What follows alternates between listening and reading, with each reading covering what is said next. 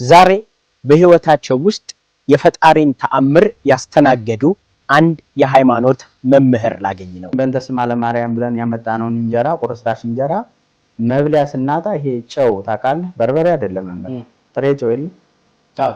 እሱን እንበጠብጥና በውሃ ብቻ በጥብጠን በሱ የነክረን እንበላለን።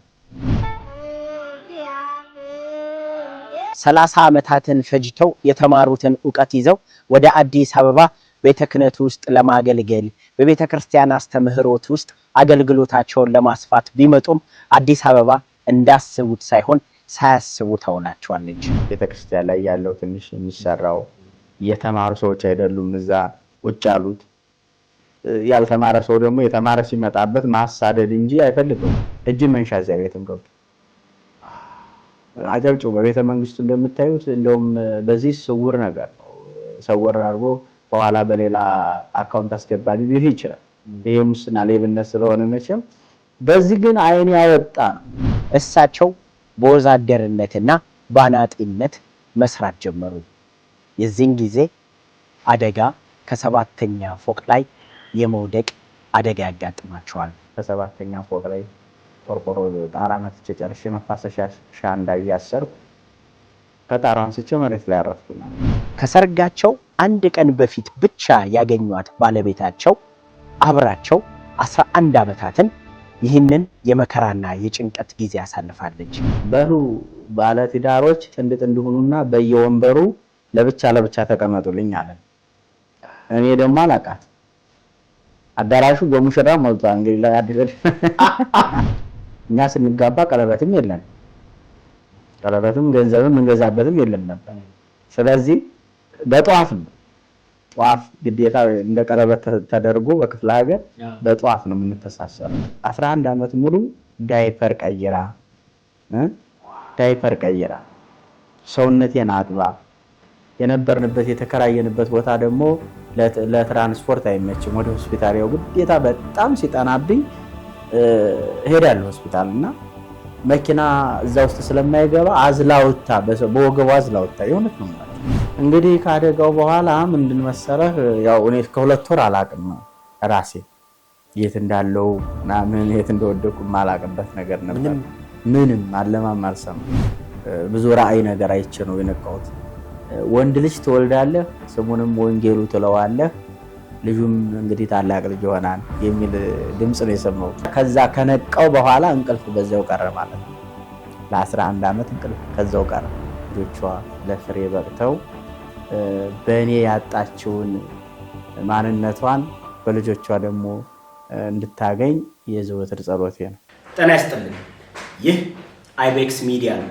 እኔ ደግሞ ሚልኪያስ ጌታቸው እባላለሁ።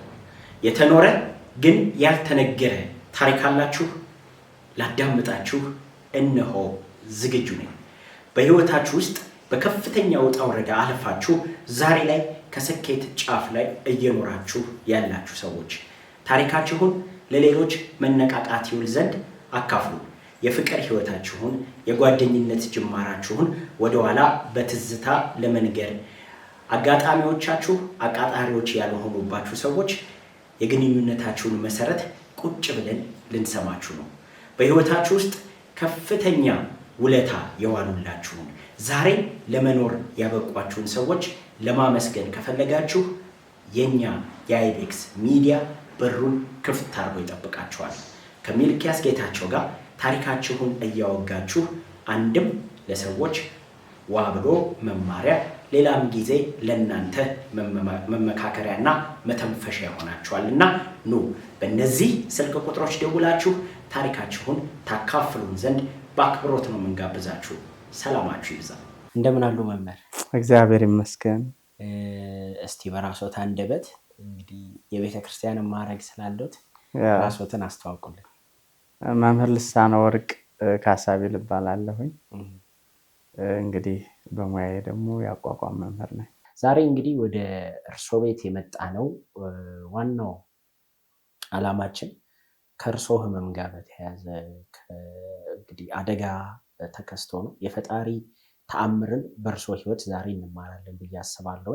ምናልባት በሰዎች ዘንድ ይሞታልን የሻረ የፈጣሪ የማኖር ጸጋና የመኖር እድል እርስዎ ህይወት ውስጥ አለ ብዬ አስባለሁ።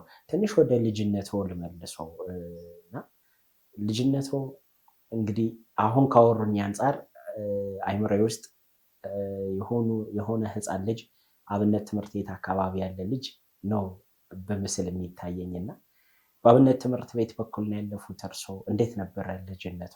የት አካባቢ ነበረ ውልደት እድገቱ? መልካም ጥሩ ጥያቄ ነው። እንግዲህ እኔ ተወልጄ ያደግኩት ወደ ሰሜን ወሎ አካባቢ ነው። እዛ አካባቢ ደግሞ በተለይ መንፈሳዊ ትምህርቶች በጣም ጠንከር ብለው ይማራሉ ወጣቶች።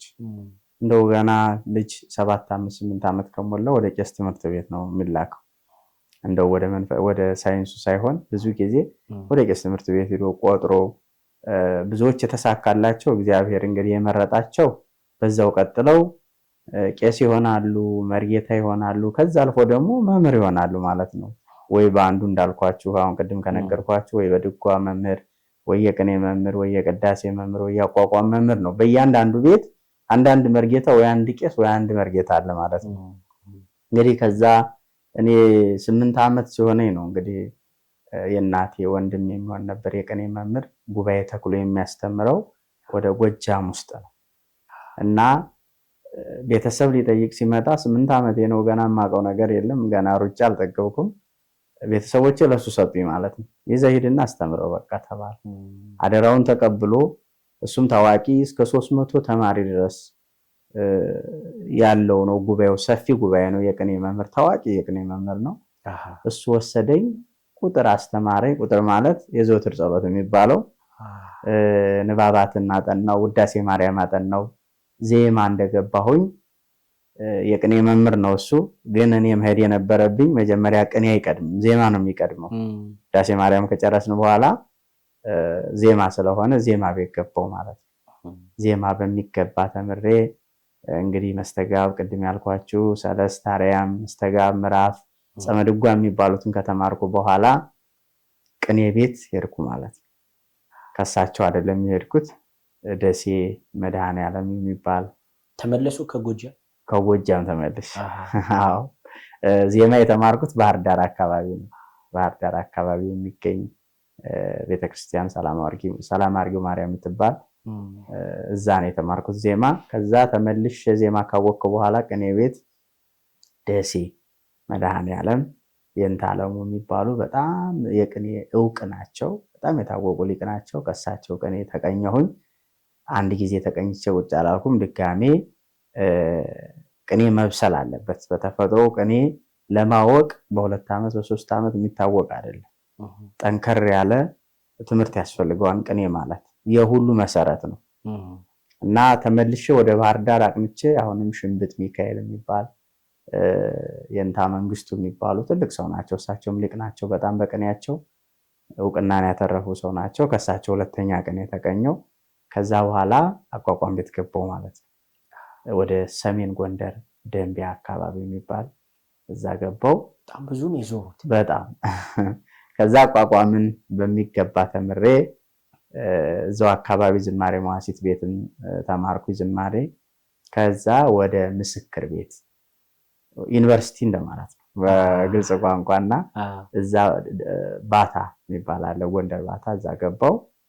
ከሱ አቋቋምን እንግዲህ አስመስክሬ ወጣው ተመርቄ ማለት ነው። ከዛ በኋላ ጉባኤ ተክዬ ለ1-2 ዓመት ያህል እዛው ደንቢያ ውስጥ ሰሜን ጎንደር የሚገኝ አካባቢ አስተምሬያለሁ።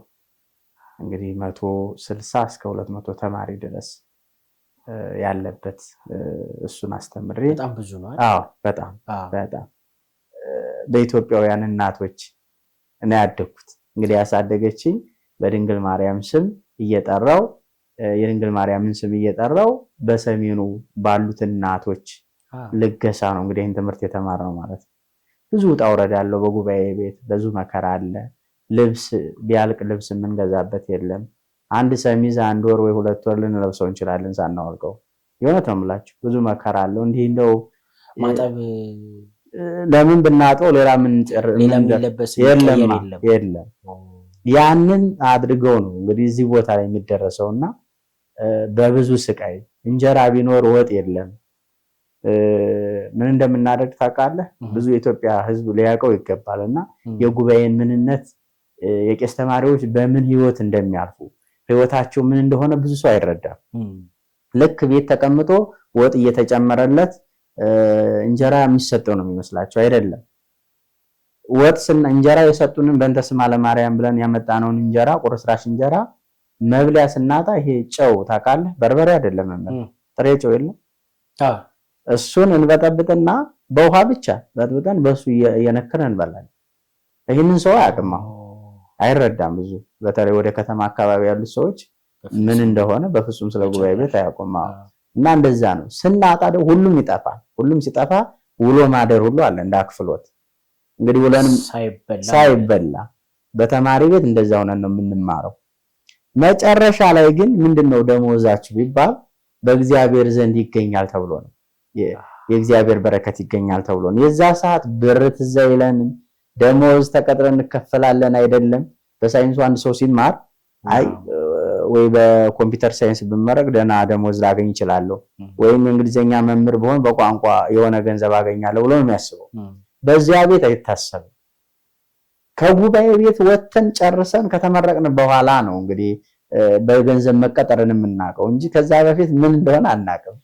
እና እንደያ ብለን ተምረን እኔ ወደ 26 ዓመት ወይ 27 ዓመት በጉባኤ ቤት በቃ አሳልፌያለሁ ማለት ነው። ከ8 ዓመት ጀምሬ ከዛ በኋላ እንግዲህ ምንድነው የሆነው? ማንም ሰው የተሻለ ኑሮን ይፈልጋል። መምህር እንደው ይቅርታና 8 ዓመቶት እናቶና አባቶን ጥለው ወጡ፣ አልተመለሱ? እመለሳለሁ አንዴ በ3 ዓመት ለጥየቃ እንጂ መኖር አንድ ሳምንት ወይ 3 ቀን በቃ ከዛ ውጭ ያለ። ከዛ ውጭ በተለያየ ጊዜ ገዳማት በሄድኩባቸው አጋጣሚዎች የአብነት ተማሪዎችን የማውራት እድል ነበረኝና በጣም ውስጤ ሁሌ ጥያቄ ስለሚጨር ዛሬ እንደው እርሶን ካገኘው ልጠይቅ ብዬ ነው። በጣም ጉዞ አለው ይሄ ትምህርቱን ተምሮ ለመጨረስ ከአንድ ሀገር ወደ አንድ ሀገር በጣም ጉዞ አለውና ያም የሆነው ለምንድን ነው? በአንድ ገዳም ውስጥ ሁሉም ትምህርቶች የሉ በአንድ አብነት ትምህርት ቤት ውስጥ ወይም በአንድ ገዳም ውስጥ ወይስ እንደው በትምህርቱ በዛ ዘርፍ ሊቅ የሆኑ ብቁ የሆኑ ሰዎችን እየፈለጉ መሄድ ነው? አሁን የእርሶም እንግዲህ የትምህርት ሂደት ስናይ ጎንደር ሄደዋል፣ ደሴ፣ ባህር ዳር ብዙ ሀገር ረግጠዋልና እንዴት ነው እሱ? ምንድነው ሊቆች ናቸው አስመስክረው እዛ ወንበር ላይ ተክለው የሚገኙት አባቶች ሁላቸውም በመከራ ያለፉ፣ ሁላቸውም ትምህርቱን በስርዓት የተማሩ ሰዎች ናቸው እዛ ቦታ ላይ ሊደርሱ የሚችሉት። ሁሉም ሊቅ ናቸው። ግን ምን መሰለ ችግር ትንሽን ችግር አልፎ ትንሽ ከባዱን ችግር ሸሽቶ ከትንሽ ችግር ላይ ለመቀመጥ ያህል ነው የምገልጸውና እዛ ከአንድ ትምህርት ቤት ላይ ፍጹሙን የሚቀመስ የሌለበት ቦታ አለ። ደረቀው ድርቆሽ ይሄ ትራፊ እንጀራ ድርቀው የሚሸጡ አሉ። በሰሜኑ የተለመደ ነው ይሄና አንድ ኩንታል አሁን በጣም ውድ ነው። 3000 4000 ከዛም በላይ ነው የሚሆነው የሚመስለኝ ድርቆሹ። በዛ በእኛ ሰዓት ግን እስከ 500 እስከ 1000 ብር ድረስ ይሸጥ ነበረ አንዱ ኩንታል ድርቆሽ። አሁን ያ ነገር ሁሉም ሲጠፋ ቢያንስ እንኳን 2 ቀን ጦም ከማደር 1 ቀን ጦም ከምናድርበት ጉባኤ ቤት ነው ምን ሄደው ፈልሰን ተረዳይ ያስባለሁ። ስለዚህ የተሻለ ቀለል ያለ ችግር ያለበት ችግሩ እዛም ቤት አለ፣ እዛም ጉባኤ ቤት አለ ይታወቃል። ተማሪው አውቆት ነው የሚሄደው በጥቅሉና ግን 2 ቀን ጦሜን ከማድር 1 ቀን በልቻ 1 ቀን ጦሜን የማድርበት ጉባኤ ቤት ቢሄድ ይሻላል በማለት ተማሪው ካንዱ ተነስቶ ወደ ሌላ ይሄዳል በችግር ምክንያት እንጂ እዛው ካለበት ቦታ ላይ ካንዱ ገዳም ያቋቋም ጉባኤ አለ፣ የቅኔ ጉባኤ አለ፣ የቅዳሴ አለ፣ ይድጓል። ግን ያ ቦታ በጣም በተማሪው የስቃይና የመከራ ይሃል ምድራዊ ሲኦል ነው ማለት ይቻላል። እና ያን ሸሽተን ወደ ሌላ እንሄዳለን። እንግዲህ ከተመረቅን በኋላ ማንም ሰው የተሻለ ኑሮ ለፍለጋ ጉባኤ ቤቱን እየዘጋ ወደ አዲስ አበባ ይፈልሳል። እንደምታውቁ አዲስ አበባ ያሉት ደግሞ ውጭ መሄድ ደግሞ ይፈልጋል። እውነት ነው። መምህራኑ ይህን ያህል መከራ 30 ዓመት የአንድ ዶክተር ስፔሻሊስት የሚያደርግ ዶክተር ይህን ያህል ዓመት ይቆያል ብዬ አላስብም። ግን በአንድ መምህር ለመሆን በቤተክርስቲያን ከ30 ዓመት በላይ ነው የሚፈጀው ማለት ነው። ይህንን ኑረው ዘመናቸውን በረሃብ በመከራ አሳልፈው የጣመ ሳይበሉ የጸዳ ሳንለብስ አሳልፈን አሁንም ደግሞ እዛ መከራ መኖር አይፈልጉም። ብዙዎቹ ከጉባኤ ቤት ወጥተው ወደ ከተማ ገብተው የተሻለ ደሞዝ ተከፍሏቸው ትዳር ይዘው ልጅ ወልደው መኖር ይፈልጋሉ። ሰው ናቸዋ። አሁን ብዙ ሰው አይረዳም። እኔን አሁን ለምን መጣ እዛ ጉባኤ ቤት ተማሪ ያለህን ያልተማሪ ወደ አዲስ አበባ ለምን መጣ ይላል። መከራው ብዙ ነው። እዛ መምህርም ሲኮን መምህርም ቢሆን ደሞዝ የለውም 2000 ወይ ምናምን ከፈሉ። አሁን እንኳን እንደዛ እና የተሻለ ኑሮ ስለፍለጋ ስለሆነ ወደ አዲስ አበባ መጣው። አዲስ አበባ መጥቼ እንግዲህ አዲስ አበባ ለኔ አዲስ አበባ ሆና አልተቀበለችኝና አዲስ መከራ ሆና ነው የተቀበለችኝና ችግር መጣ። አዎ እንግዲህ የኛ ትንሽ እንደው ለሚዲያ ፍጆታ ባይሆንም ከባድ ቤተክርስቲያን ላይ ያለው ትንሽ የሚሰራው የተማሩ ሰዎች አይደሉም እዛ ቁጭ ያሉት። ያልተማረ ሰው ደግሞ የተማረ ሲመጣበት ማሳደድ እንጂ አይፈልገው። ምክንያቱም የበላይ ሆኖ ይበልጣና ችግር ነው የሚሆነው። የእውቀት ድኩምነት ስላለ ደካማነት የሚበልጠውን ሰው አይፈልግም። ስለዚህ ደግሞ ያልተማረ ሰው ማክበርንም አያውቅም። የተማረን ሰው ማክበር የተማረን ሰው የሚያከብረው የተማረ ሰው ነው። ያልተማረ ሰው የተማረውን ማዋረድ ነው የሚፈልገው። ነገ የበታች መሆኑን እንደሚሆን ያውቀዋል፣ ጠንቅቆ ያውቀዋል፣ ሙያው ይነግረዋል። ስለዚህ ቁጭ ያሉ ሰዎች አሁን ምንድነው እያደረጉ ያሉት? መምህራን ከገጠር ፈልሰው ሲመጡ በስደት በረሃብ ነው የሚመጡት።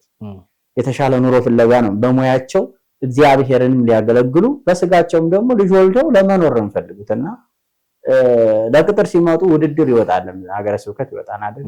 እኔም እንግዲህ እዚያ መከራ ተጋፋች ስለሆንኩ ነው ለዚህም የተዳረኩት በዛ መንገድ ስለሆነ ውድድር ወጣ፣ ተወዳደርኩኝ፣ አለፍኩኝ። የቅጥር ደብዳቤ ለማጻፍ ስገባ ግን እጅ መንሻ እዚያ ቤትም ገብቶ አጨብጭ በቤተ መንግስቱ እንደምታዩት እንደውም በዚህ ስውር ነገር ነው። ሰወር አድርጎ በኋላ በሌላ አካውንት አስገባሊ ሊል ይችላል። ይሄ ሙስና ሌብነት ስለሆነ መቼም በዚህ ግን አይን ያወጣ ነው። ጥርስ ያገጠጠ የሚባል ነገር የለም። በግልጽ ነው ይሄን ያህል ብር ትከፍላለህ የሚባለውና ሊቃውንቱ እየተሰደደ መከራውን እየተጋፈጠ ኑሮ ሲያበቃ አሁንም በስደት ላይ ስደት በጣም ነው የሚያናድደውና በዛ ምክንያት አልተሳካልኝም። ቤተክርስቲያን ማገልገል አልቻልኩም። ገንዘብ ስላልነበረኝ ማለት ነው ከፍዬ የምገባ መስጠት አልቻልኩም። በዛ ምንድነው ያደረኩት አማራጭ እጄን አጣጥፌ ቁጭ ማለት አልፈለኩም። ወደዛ መመለስ አልፈለኩም። አንዴ መጥቻለሁና የቀን ስራ ነው የገባሁት። በቃ ያቋቋም መምህር ሆነ እንግዲህ እግዚአብሔር ያሳየ ይከብዳል።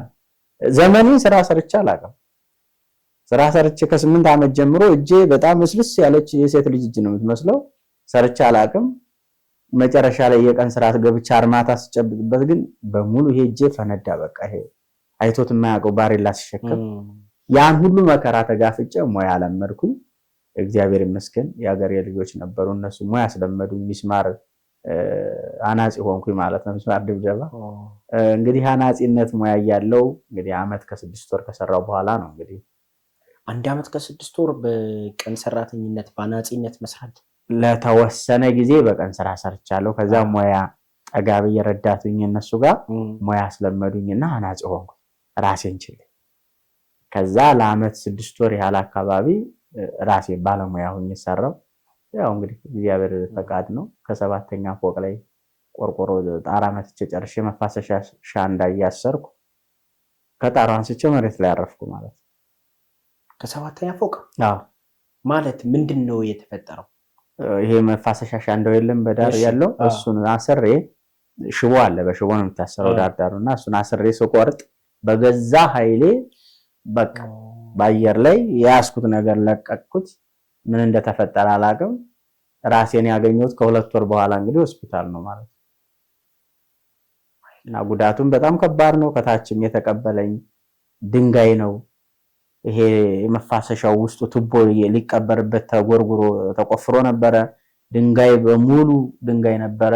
ወገቤ ከ7 እንደወረድኩኝ መሬት ላይ ዘጭ ስል እንዲህ ነው የወደኩት አሉ። እንግዲህ እኔ አላስታውስም። ወገቤን አገኘኝ። ወገቤ አከርካሪዎች በሙሉ ብትን ነው ያሉት። በቃ ከዛ ያው እንግዲህ የእግዚአብሔር ፈቃድ ሆኖ ይተርፋን አልተባልኩም ነበር። በተለይ ብዙ ዶክተሮች የመትረፍ እድል የለውም። በቃ የአንድ ሳምንት የሚቆይበት ስለሌለ ክፍለ ሀገር ከሆነ ውሰዱና መቅበር ነው ያለባችሁ ነው ያሉት። በጊዜው ለቤተሰብ ባለቤቴ ብቻ ናት አብራ ያለችው። አግብተው ነበር እንዴ? አግብቼ ነው እንግዲህ እኛ በልጅነታችን ነው እዛ የሚድሩልን። አዲስ አበባ ሲመጡ ነው ያገቡት ወይስ? አይ ቀደም ነው። እኔ የ22 ዓመት ልጅ ነኝ ሳገባ፣ ባለቤቴ ደግሞ የ14 ዓመት ልጅ ነበር። የት ነበር ትውቃችሁ? እዛው ምንም አንተዋወቅም ጭራሽ። ግን አንድ አካባቢ ነን። ልጄን ለልጅ የሚባል ነው በክፍለ ሀገር። እንደው ወድሻለሁ ወድሃለሁ እንዳሁኑ አይደለም። ልጅህን ለልጅ እፈልጋለሁ ብሎ እናት አባት ሄዶ በቤተሰብ እኔ የሚገርመው ነገር እስከ ሰርጋችን ድረስ የማውቀው ጉዳይ አላውቅም። በእውነት አይተዋት አያውቁም በፍጹም። ምርመራ የሚባል አለና ሰርጉ አንድ ሳምንት ቀርቶት ምርመራ በወረዳ የሚኬዳል። ምንድነው ለአቅመ አዳም ደርሰዋን አልደረሱም የሚል ፍርድ ቤት ያቀርብና ይመረምራል። እንደገና ደግሞ ስለ ቫይረስ ይመረምራል፣ HIV። በዛ ሰዓት ብዙ ሙሽራ አለ የሚጋባ አዳራሽ ውስጥ ነው።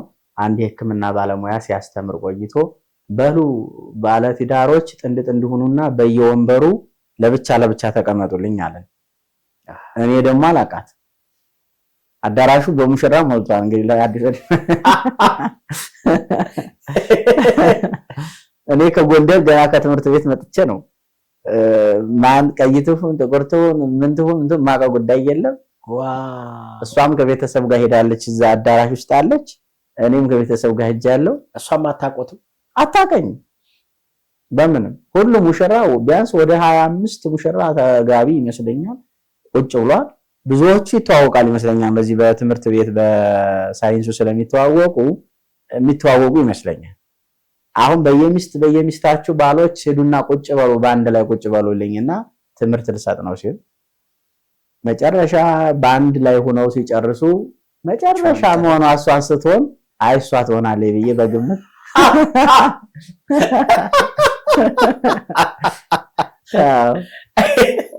ብቻዋን ስለቀረች ብቻዬን ቀረ፣ እሷ ብቻዋን ቀረች። እኔ ብድግ ብዬ እሷ ካለችበት ወንበር ጠጋ ብዬ ቁጭ አልኩ ማለት ነው። እና እስከዚህ ድረስ ነው። በሳምንቱ ሰርግ ሆነ ማለት ነው። በትዳር ስንት ዓመት ነው? 14 ዓመት። እንግዲህ 10 ዓመት አንድ ዲኬ ይባላል። አዎ ከሱ የዘለለ ትዳር በጣም የሰመረ ትዳር እንደሆነ ብዙ ውጣ ውረዶችን ያለፈ ትዳር እንደሆነ ብዙ ጊዜ በሳይንሱ ዓለምም የትዳር አማካሪዎችንን ወይም ስለ ትዳር እናማክራለን ብሎ ሳይንሱን የሚያውቁ የሚተነትኑ ሰዎችም ከ10 ዓመት የዘለለ ትዳር ስኬታማ ትዳር ነው የሚል ኮንክሉዥን ያስቀምጣሉ። እና ከዛ አንጻር 14 ዓመት ብዙ ነው። አንድ ሁለተኛ እንደው እርሶም በጨዋታው በወጉ መሀል ያመጡልኛል ብዬ አስባለሁ። እንግዲህ ባልና ሚስት ሲጋባ እርሶ በሄዱበት መንገድ ሳይሆን እንደው በከተማው መንገድ ተዋውቆ እርስ በርስ ተፈቃቅደው ወንዱ ሴቷን ወዶ ወይም ሴቷ ወንዱን ወዶ ሆኖ የመጨረሻዋ የቃል ኪዳን ቀን በችግርህ ላለየህ በችግርሽ ላለይሽ ነው የሚሆነው። በአብዛኛው የምንሰማቸው በተለይ አሁን ላይ የምንሰማቸው ትዳሮች ደግሞ ችግር ሲመጣ ፍጹም የማይተዋወቁ ሰዎች ሆነው የሚቀመጡ ባለትዳሮች ብዙ ናቸው። ችግርን በጋራ አለመወጣት። እኔ በስራዬ ብዙ ሰዎችን ኢንተርቪው ሳድረግ የሚገጥሙኝ ነገሮች ችግር ሲመጣ በተለያየ ችግር፣ ለምሳሌ ብዙ ጊዜ ልጅ ሲወለድ ህመምተኛ ልጅ ይወለድ እና ያንን ነገር ወንድ ልጅ ወይ ጥሎ ይሄዳል ወይ ሴት ልጅ ጥላ ትሄዳለች። አሁን እርሶ እንግዲህ አግብተው ባለቤቶትን ይዘው ነው አዲስ አበባ የመጡት። ከዛ በኋላ ባሉት የቤተክርስቲያን አገልግሎት እና ጸጋ ማገልገል መስራት አልቻሉም። ስለዚህ ወደ ቀን ስራ፣ ወደ አናጢነት፣ ወደ ሙያ ሄዱ። በዛ ስራ ውስጥ ደግሞ ይሄ አደጋ ተፈጠረ። አሁን በዚህ አደጋ እንግዲህ ቀደምም እያወሩኝ ነበር፣ ከዚህ ቀደም 2-3 ስደውልሎት እያወሩኝ ነበረ። መነሳት፣ መቀመጥ፣ በራስዎት ማዘዝ አይችሉም። ይሄ የችግር ጊዜ እናንተ ቤት እንዴት ነው? ባለቤት ሆኖ ያለው ጉዳይ ጥሩ ጥያቄ ነው። የሚገርመው ነገር እንደው ያልጨረስኳት አለች እና እሷን መጨረስ ፈልጋለሁ። የኔ ባለቤት ወይም እናቴ ነው ብዬ የምጠራትና በዚህ ውጣ ውረድ ውስጥ የቆየንበት ምክንያት ተአምር ነው። እንግዲህ ከተጋባን ነው 14 ዓመት ያልኳችሁ። በደናዬ አሁን ከወደድኩ 11 ዓመቴ ነው አልፏን። እንደው አያችሁ ከተጋባን 3 ዓመት እንኳን አልሆነን። ምንነታችን እንኳን ትቻት ወደ ትምህርት ቤት ነው የሄድኩት። አልጨረስኩም ነበር ትምህርት ቤት ተጋብተን ማለት ነው። ምን በቃ ሰርግ ተጋባን፣ ከቤተሰቦቿ ጥያት እኔም ወደ ትምህርት ቤት እሷም ወደ ቤተሰቦቿ ሄደኝ ማለት ነው። ምንም አይነት ግንኙነት ሳይኖረን ምንም አይነት። ከዛ በኋላ እኔ ተመርቄ ከጎንደር ከጉባኤ ቤት እንደዚህ እንዳልኳችሁ ተማሪዎችም ነበሩ ብያቸዋለሁ። ከዛ ተመልሼ ቀጥታ ወደ አዲስ አበባ መጥቼ ስራ ይዤ ባለቤቴን አመጣለሁ ብዬ ነው ያሰብኩትና እንደመጣው ያው ያ ስራ አልሳካልኝ ሲል አልቀጠር ስል ገንዘብ ሳጣ መቀጠሪያ በቀን ስራ ገብቼ አይ ከዚህ በኋላ መከራውንም ደስታውንም እኔ ጋር አብራ መሳተፍ አለባት፣ እኔስ እስከመቼ መንገላታት አለብኝ፣ እሷም መንገላታት የለባትም ብዬ መጣኝ ማለት ነው። አመጣኋት ቤት ተከራይቼ ለ2 ዓመት ያህል አብራ እንደኔ የቀን ስራ ትሰራ ነበር። እንደመጣች እንኳን እንደ ቤት እመቤት ቁጭ ብላ የፍቅር እንትናችን እንኳን የለም። የሚገርማቸው ነው እኔ ሙያ ስለምድ የኔ ረዳት ሆነች ማለት ነው። ረዳት ሆነች እና እግዚአብሔር መልካም ነው።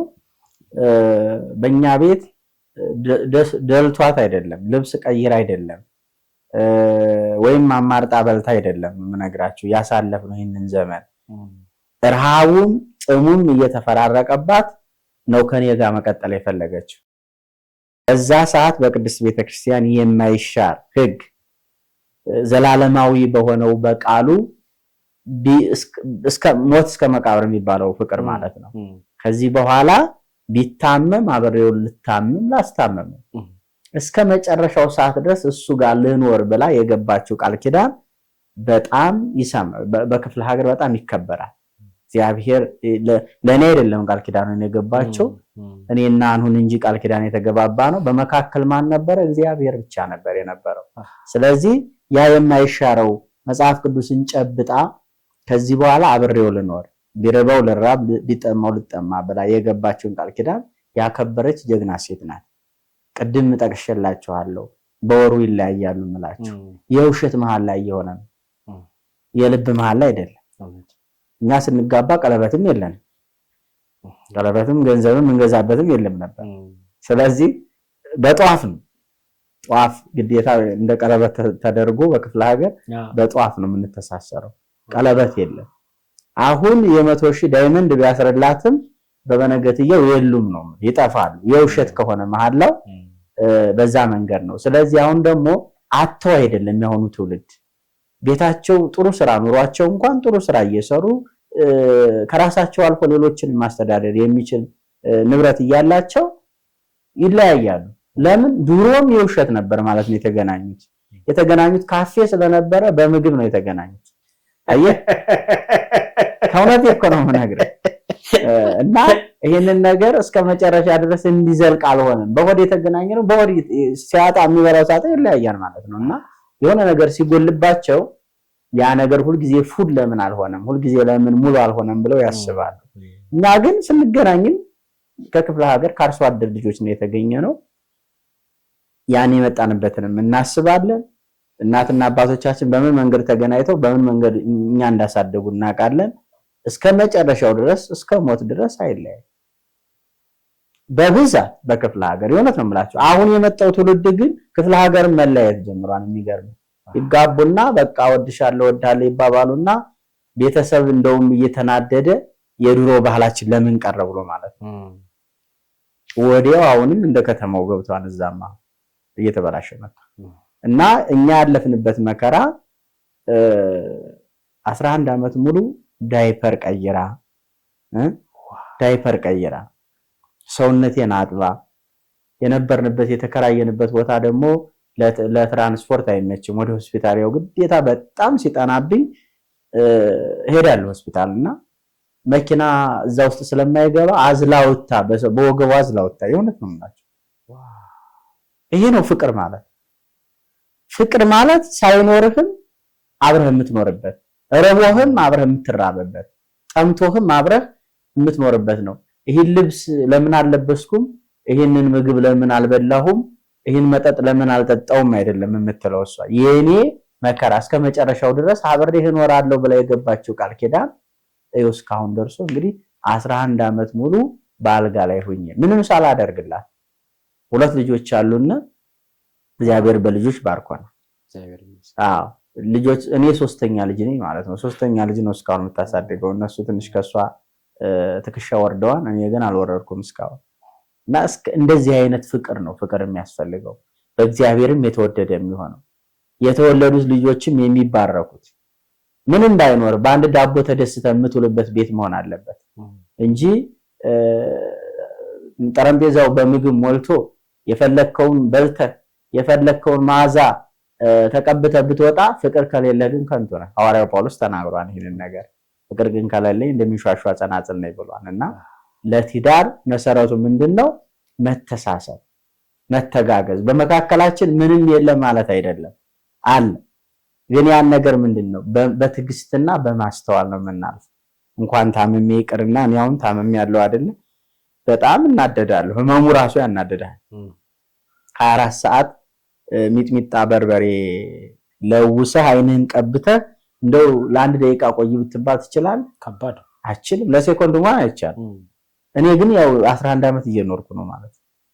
ከሚጥሚጣም በላይ የሆነ ህመም የማያርፍ ሌትም ቀንም የሚበላኝ ሌት አለቅሳለሁ። በጣም ሰፈር ረብሽ ነበረ። በነበርንበት የተከራየንበት ቤት ስጮህ በጣም ረብሻለሁ። እነሱ ስራ ውለው መጥተው በጣም ሳለቅስ ሌሊት እሪ ነው የምለው። ቀን የሆነ የወፍ ኳኳታ የወፍ ድምጽ ትሰማለህ።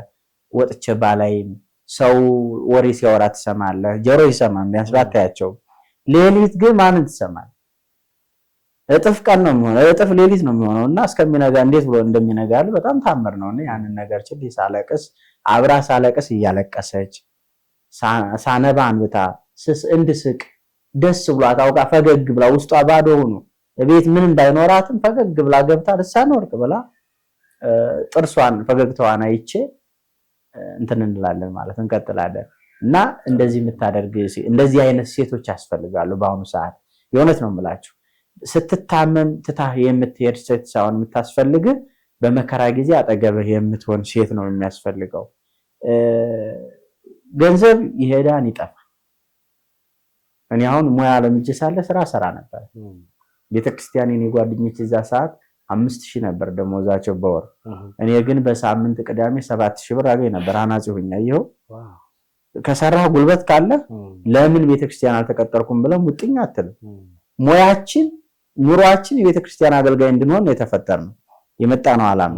ግን በዛ ደግሞ መካከል ላይ እንዳንገባ እንቅፋት የሆኑ ሰዎች ተቀምጠው አናስገባም ማለት።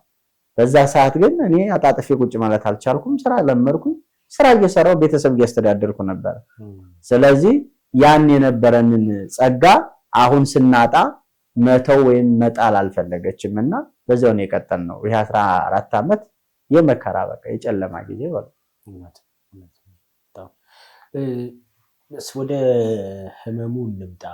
አሁን እያሉኝ ነበር እንግዲህ በርበሬ ለውሶ አይን እንደመቀባት ነው። ምንድን ነው የሚሰማውት? አሁን ጀርባዎት ላይ ነው ከፍተኛ ጉዳት የደረሰው አይደለም? ምንድን ነው ጉዳቱ መጠን ምንድን ነው? እንዴት ነው የሆነው? ካደጋው በኋላም ራስዎትን ካወቁ በኋላ ያለው ነገር እስቲ ስለሱ እንግዲህ ካደጋው በኋላ ምንድን መሰለህ፣ ያው እኔ ከ2 ወር አላቅም ራሴ የት እንዳለው ምናምን የት እንደወደኩ ማላቅበት ነገር ነበር።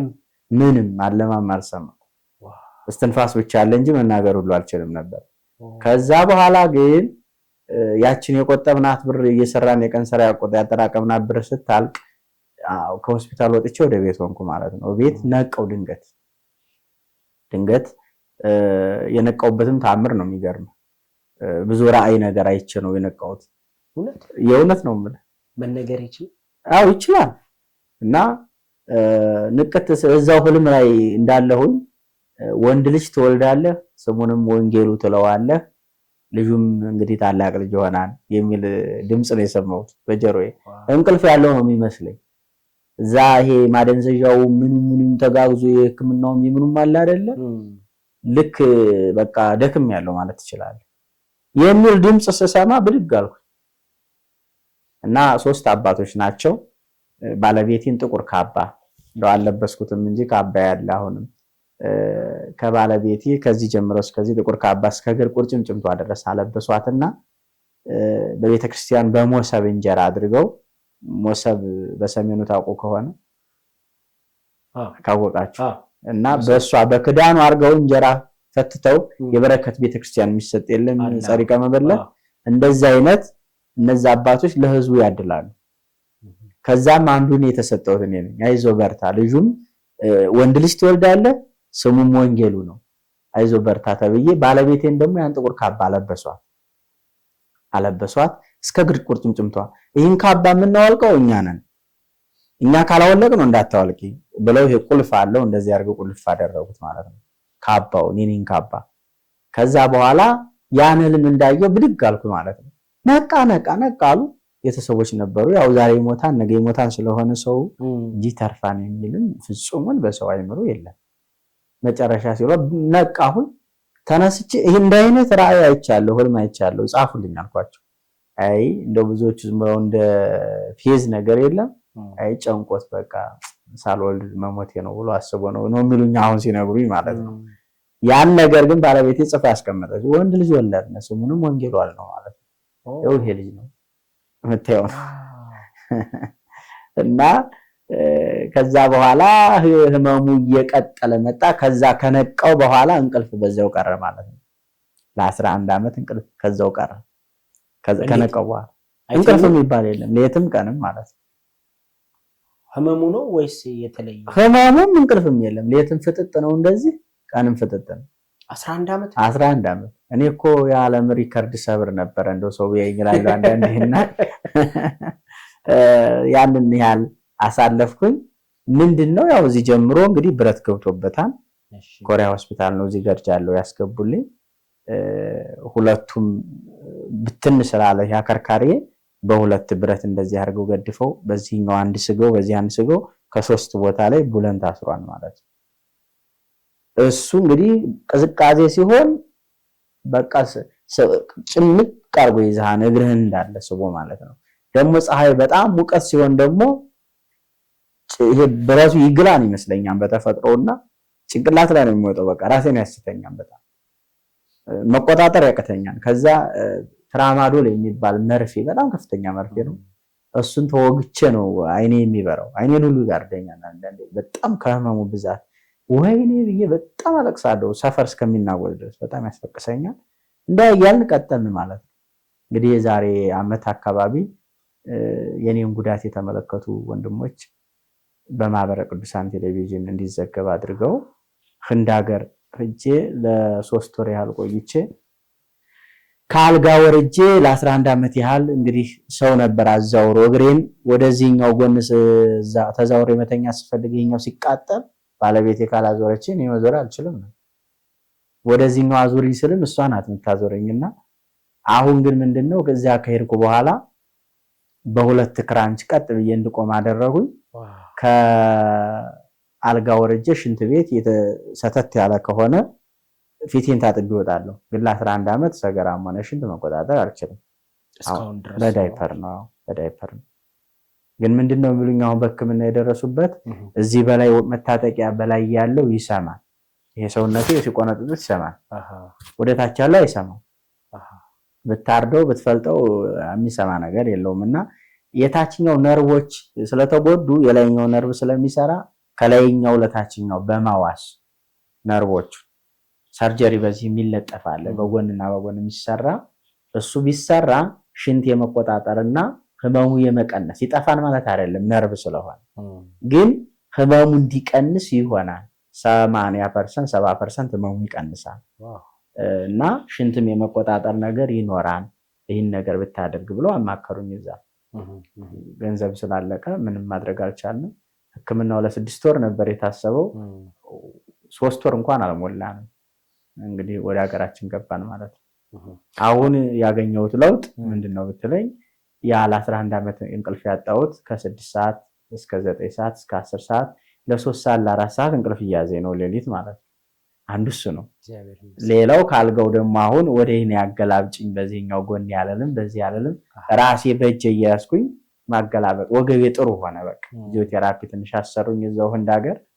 ከዛ በኋላ ሰውነቴ ጥሩ ሆነ። እንደዚህ ስታጠፍም ጥሩ ላይ ሆነ። ራሴ ነኝ አሁን ወደ አልጋው ተገለባብጬ የምተኛው። ሽንት ቤትም ደግሞ ፊቴን መታጠብ ብፈልግ በሁለት ክራንችና ይችን እንደምታዩት ለብሼ ወገቤ ቀጣይ አይልም። ይሄን ካላደረኩኝ ወደ ሽንት ቤት ታጥብ ይወጣለሁ። ሽንትም ሆነ ግን ሰገራ መቆጣጠር አልችልም ማለት ነው። ህመሙም ያው እንደቀጠለ ነው። አሁንም ቀሪ ህክምና አለ ማለት ነው። ቅድም የነገረኝ አዎ፣ ቀሪ ህክምና እስከ $32,000 ያስፈልጋል ነው። በዚህና በዚህ ሰርጀሪ ይሰራል። እንደውም በቅርቡ ወደ ላንሴት ሆስፒታል የሚባል መገናኛ ሄጄ ማራ የተነስቼ ምክር ሰጥቶኛል። ይሄ ነገር በዚህ መንገድ ይስተካከል ይችላል ብሎኛል። ስለዚህ እሱ ህክምና አገር ውስጥ አይሰጥም። ስለዚህ ወደ ውጭ መወጣት ያለበት $32,000 ይፈልጋል። ይሄ ነው እንግዲህ ያው ምን ታረቀው።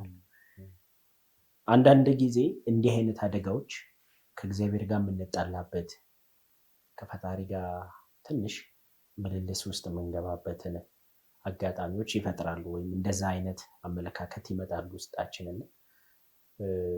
ከሁለት ወር በኋላ እንግዲህ 2 ወር አለመስማት፣ አለማየት፣ አለመንቃት፣ ራስን አለማወቅ ከባድ ነው። ምን እንደተፈጠረም ወደኋላ 2 ወር ተመልሶ ለማስታወስ መሞከሩ ራሱ ትልቅ ጭንቀት ውስጥ የሚከት ነገር ይመስለኛል። እና እንደው እርስዎ ሲነቁ ነገሮችን ሲረዱ ከዛ ደግሞ ትንሽ ወደ ቤተክርስቲያን ወደ መንፈሳዊ ህይወት የቀረቡ ኖትና አልተጋጩም ከእግዚአብሔር ጋር? አይ መጋጨት አለ። እንደው ይሄ የምናለባብሳት ውሸት ናት እንጂ ክርስቲያን ተስፋ አይቆርጥም ምናምን እንላለን። ሌሎቹን እኛ ስላልደረሰብን ሌሎችን ለማበርታት የምንጠቀመው ቋንቋል ማስተባበያ ቃል ነው እንጂ በጣም ማንኛውም ሰው በራሱ ላይ ችግር ሲደርስበት ተስፋ ይቆርጣል። የእውነት ነው የምላችሁ። ግን ይህን የተሟጠጠ ተስፋ እንዴት ላስቀጥለው የሚል ደግሞ የራስ አይምሮ ያስፈልጋል። ከእግዚአብሔር ጋር መጣላት ሳይሆን መጸለይ፣ መታረቅ፣ አብዝቶ በመጸለይ እግዚአብሔርን መጠየቅ ያስፈልጋል ብዬ ነው የማምነው። ግን ተስፋ እንቆርጣለን። እኔ በቃ መቼ ነው የምትገለኝ? እስከ ዛሬ ዓመት ድረስ መቼ ነው የምትገለኝ ነው የምለው። ጸሎት ጸልዬ ውዳሴ ማርያም ካደረስኩ በኋላ ዳዊት ካደረስኩ በኋላ መጨረሻ እንግዲህ እግዚአብሔር ሆይ ፈውሰኝ ነው የሚለው አይደል? አንድ ሰው ጸሎት ጸልዮ ግደለኝ ነው የሚለው። የእውነቴን ነው የምላቸው። ለምን? ካለው መከራ አንጻር፣ ካለው ስቃይ አንጻር ምን አደርግልሃለሁ? እኔ ተቀምጫውን በምድር ላይ ተሰቃይቼ አንተ ምን የምታገኘው ነገር አለ? አንሰ እፄ ወአኮሰብ ነው የሚለው ዳዊትና እኔ ትል ነኝ ሰው አይደለሁም። ከኔ ከትል ከሆንኩት ሰው ከትል ካነስኩት ሰው ጋር ለምን ትግል ትገባለህ ብሎ ነው ዳዊት የተናገረው። ይሄን ራሱን ዝቅ አድርጎ ትትናውን ሲገልጽ ነው በርግጥ። እና እኔ ትል የሆንኩ ሰውዬ ምን ልጠቅምህ ነው? ኧረ እባክህ ግደለኝ፣ ጸሎት ጸልዬ ማለት ነው። መጨረሻ እንደ ነው ዛሬ ዓመት ከዛ ሂጅ ከኔ የባሱም ደግሞ ሳይ ደግሞ ህመሙ ከኔ የባሰ ሰው ይኖራል ብዬ አላስብም። አሁንም ቢሆን ነው የምላችሁ እንኳን ለኔ እኔ ያስኩትን ህመም ማለት ነው እንኳን በአርአያ ሥላሴ ለተፈጠረ ለሰው ልጅ ይቅርና ጠላት ራሱ ዲያብሎስ ነው እንግዲህ አይደለም የምንቃወመው እኛን ሁሉ ጊዜ ጠላታችን ነው ብለን የምንፈርጀው እንግዲህ ለሱ ይሄንን ህመም ሊሰጠው አልፈልግም። የእውነቴን ነው የምላቸው አሁንም ቢሆን ለሰይጣን። ምክንያቱም በእግዚአብሔር እጅ የተፈጠረ ነው እሱ። ስለዚህ ይሄንን ጠላቴም የሆነው ዲያብሎስን የሰው ልጅ ጠላቱ ሰው አይደለም ዲያብሎስ ነው ብለን ነው የምናስበው። ስለዚህ ዲያብሎስ ይሄንን ወይም ሳጥናኤል ይሄንን የኔን ህመም መከራ እንዲያገኘው ፍጹሙን አልጸልይም። ሰው አሁን ጥያቄ ሊፈጥርበት ይችላል። አልጸልይ ይሄንን እንዲሰጠው አልፈልግም። በጣም አስከፊ ህመም ነው። ቀን እንኳን አርፈህ ማታ የማይተው ሌት ተኝተህ ቀን የማይተው የኔ 24 ሰዓት በሴኮንድ የማይበርድ ሰዓት ስለሆነ ይሄንን እንደው ለፍጥረታቱ ሁሉ በክርስቶስ ለተፈጠሩ ፍጥረታቶች ሁሉ እንዲሰጣቸው አልፈልግም። ህመሙ በጣም መጥፎ ህመም ነው። እረፍት የለውም። ስቃዩ የበዛ ነው እና ትግል አለ። ግን በመጸለይ ሁላችንን እንጸልይ ነበረ። ባለቤቴም ወገቧን ታጥቃ እንደዚህ አድርጋ በተለይ ልቤንም ታምሜ ሳለ እንዳልኳቸው የዛሬ ዓመት የዛሬ 4 ዓመት ማለት ነው። ነገ ጥር ሲመጣ 5 ዓመት እየሆነኝ ነው። 90% ልቤ ጠቦ ነበር ሳናውቀው። ለምን 24 ሰዓት ተኝቼ ለ11 ዓመት ነው አሞለው እንቅስቃሴ የለም። በዚህ ምክንያት የመጣ ይሁን በምን ይሁን ያው ባይታወቅም 90% አውጦ ይሄ አይኔን ሁሉ ሸፍኖኝ ነበር። ሰው እንደ ማየት አልችልም። በቃ አይኔን ብርሃን የተጋርዶ ነበር። በመጨረሻ ላይ ግን ያው በመተንፈሻም በምንም እያልኩ ኮሪያ ሆስፒታልም ትንሽ እየቆየሁኝ ህመሙ ተገኘ። የልብ የትቦ መጥበብ ነው ተባለ። ዝም ብለው ከዚህ በኋላ ቀዶ ጥገና ቢደረግም ችግር ነው ቅድም እንዳልኳችሁ መከራ ነው እያሉ አቆይተውኛል። በእርግጥ 6000 ህፃናት ወረፋ ይጠብቃል ጥቁር አንበሳ የልብ ህሙማን ማዕከል ጥቁር አንበሳና ሩሲያውያን ዶክተሮች ባልና ሚስት የጥምቀት በዓል ሊያከብሩ ወደ ኢትዮጵያ መጥተው በዛ እንግዲህ ሰንብተው እንግዲህ ለኔ ብሏቸው ይመስለኛል ለኔ ብሏቸው ነው የሚሆነው። እዛ ሊጎበኙ ሲመጡ የልብ ህሙማን ማዕከሉን እነሱ የልብ ስፔሻሊስቶች ናቸው። የኔን ዶክመንት ያያሉ። የልጅ ተሰርቷል አልተሰራም ሲሉ አልተሰራም ተባለ። አይ አይሰራም ይሄ ችግር አለ ይሄ ከባድ ስለሆነ እንዲህ ቢደረግ እንዲሆናል የሚለው ነገር ሲነግሯቸው አይ እንሰራዋለን ይላሉ። ማታ ምሽት ተደውሎልን ገብተን አደርን። በበነገትየው ለ8 ሰዓት የፈጀ ሰርጀሪ ልቤን ከፈቱት ማለት ነው። ከፈቱት። አይኔ ከጨለማ ውስጥ ድቅድቅ ያለ ጨለማ የለም ውጥት ስትል ይሄ ዝም ብሎ አርቲፊሻል መብራት ሳይሆን ብርሃን ዋና ተፈጥሯ የሆነችው የፀሐይ መብራት እንደማየት ይሄ ሲከፈት አይኔ በራና ሰው አየው አልኩኝ ማለት ነው። አየው በትግል ላይ ነው እንግዲህ የኖርነው። እግዚአብሔር እነዚያን ሰዎችም እግዚአብሔር ይባርካቸው። የማደንዘዣ መድኃኒት እንኳን የምንገዛበት አጥረን በመካከል ላይ ኢትዮጵያውያን አንዳንድ በጣም መልካም የሆኑ ዶክተሮችም አሉ። ስነ ምግባርን ከሙያ ጋር አጣምረው የያዙ ዶክተር ከፈለ የሚባሉ የልብ ማዕከሉ በጣም መልካም ሰው ሁልጊዜም አመሰግነዋለሁና የማደንዘዣ 3000 ብር ይከፈል ነበር የመርፌውና እኛ ደግሞ 300 ብር የለንም። እርሱ ገዝቶ ራሱ ሰርጀሪው እንዲሰራ ተደረገ ማለት ነው። ከዛ በኋላም መድኃኒቱ አይቋረጥም እስከ ህይወት ፍጻሜ የሚቆይ ነው። የልብ ህመም እንግዲህ አንዴ ከተሰራለ 4 መድኃኒት በቀን በ24 ሰዓት ውስጥ ትውጣለህ ግዴታ በቀን እሱን መድኃኒት ሳጣ ገንዘቡን አይሰጠኝም። ገንዘቡን ቢሰጠኝ ዳቦ ይገዛበታል ብሎ ስለሚያስብ መድኃኒቱን ገዝቶ መድኃኒቱን እንድና ውጣና ይላል። ውጣህ ስጨርስ ትመጣለህ ይለኛልና እንደዚህ የሚያደርጉ ዶክተሮች አሉ። መልካም ሰዎች እና ያድጋል ሀገር ዘንበል አሐዱ ብሔር የሚላቸው እነዚህን ነው። በእያንዳንዱ ቦታ ላይ አንዳንድ መልካም ሰዎች አይጠፉ። በዛው ደግሞ መጥፎ ሰዎች ተስፋ የሚያስቆርጡ አሉ። ከዚህ በኋላ አንተ እኮ ዋጋ የለህም ምናምን ብለው ያንተን ተስፋ በቃ መሬት ውስጥ የሚያስገቡ ሰዎችም አይጠፉምና ብዙዎች ልቤን የሰበሩትም ስላሉ በየነችን ቃል የተናገርኳት ብዙ ደግሞ አንተን የሚያበረታቱ መልካም ስነ ምግባር ያላቸው ዶክተሮች ብር ጥቅም ሳይሆን ሙያቸውን የሚያስቀድሙ ዶክተሮች አሉና ይሄንን ይመስላል። አሁን በጥቅሉ 8 መድኃኒት በቀን እውጣለሁ። በቀን 8 ክኒን እውጣለሁ ማለት ነው። ለልቤ 4 ለነርቭ ተብሎ ደግሞ 4 8 መድኃኒት በቀን የማይቋረጥ እውጣለሁ። ጥቅሉ ይሄንን ይመስላል።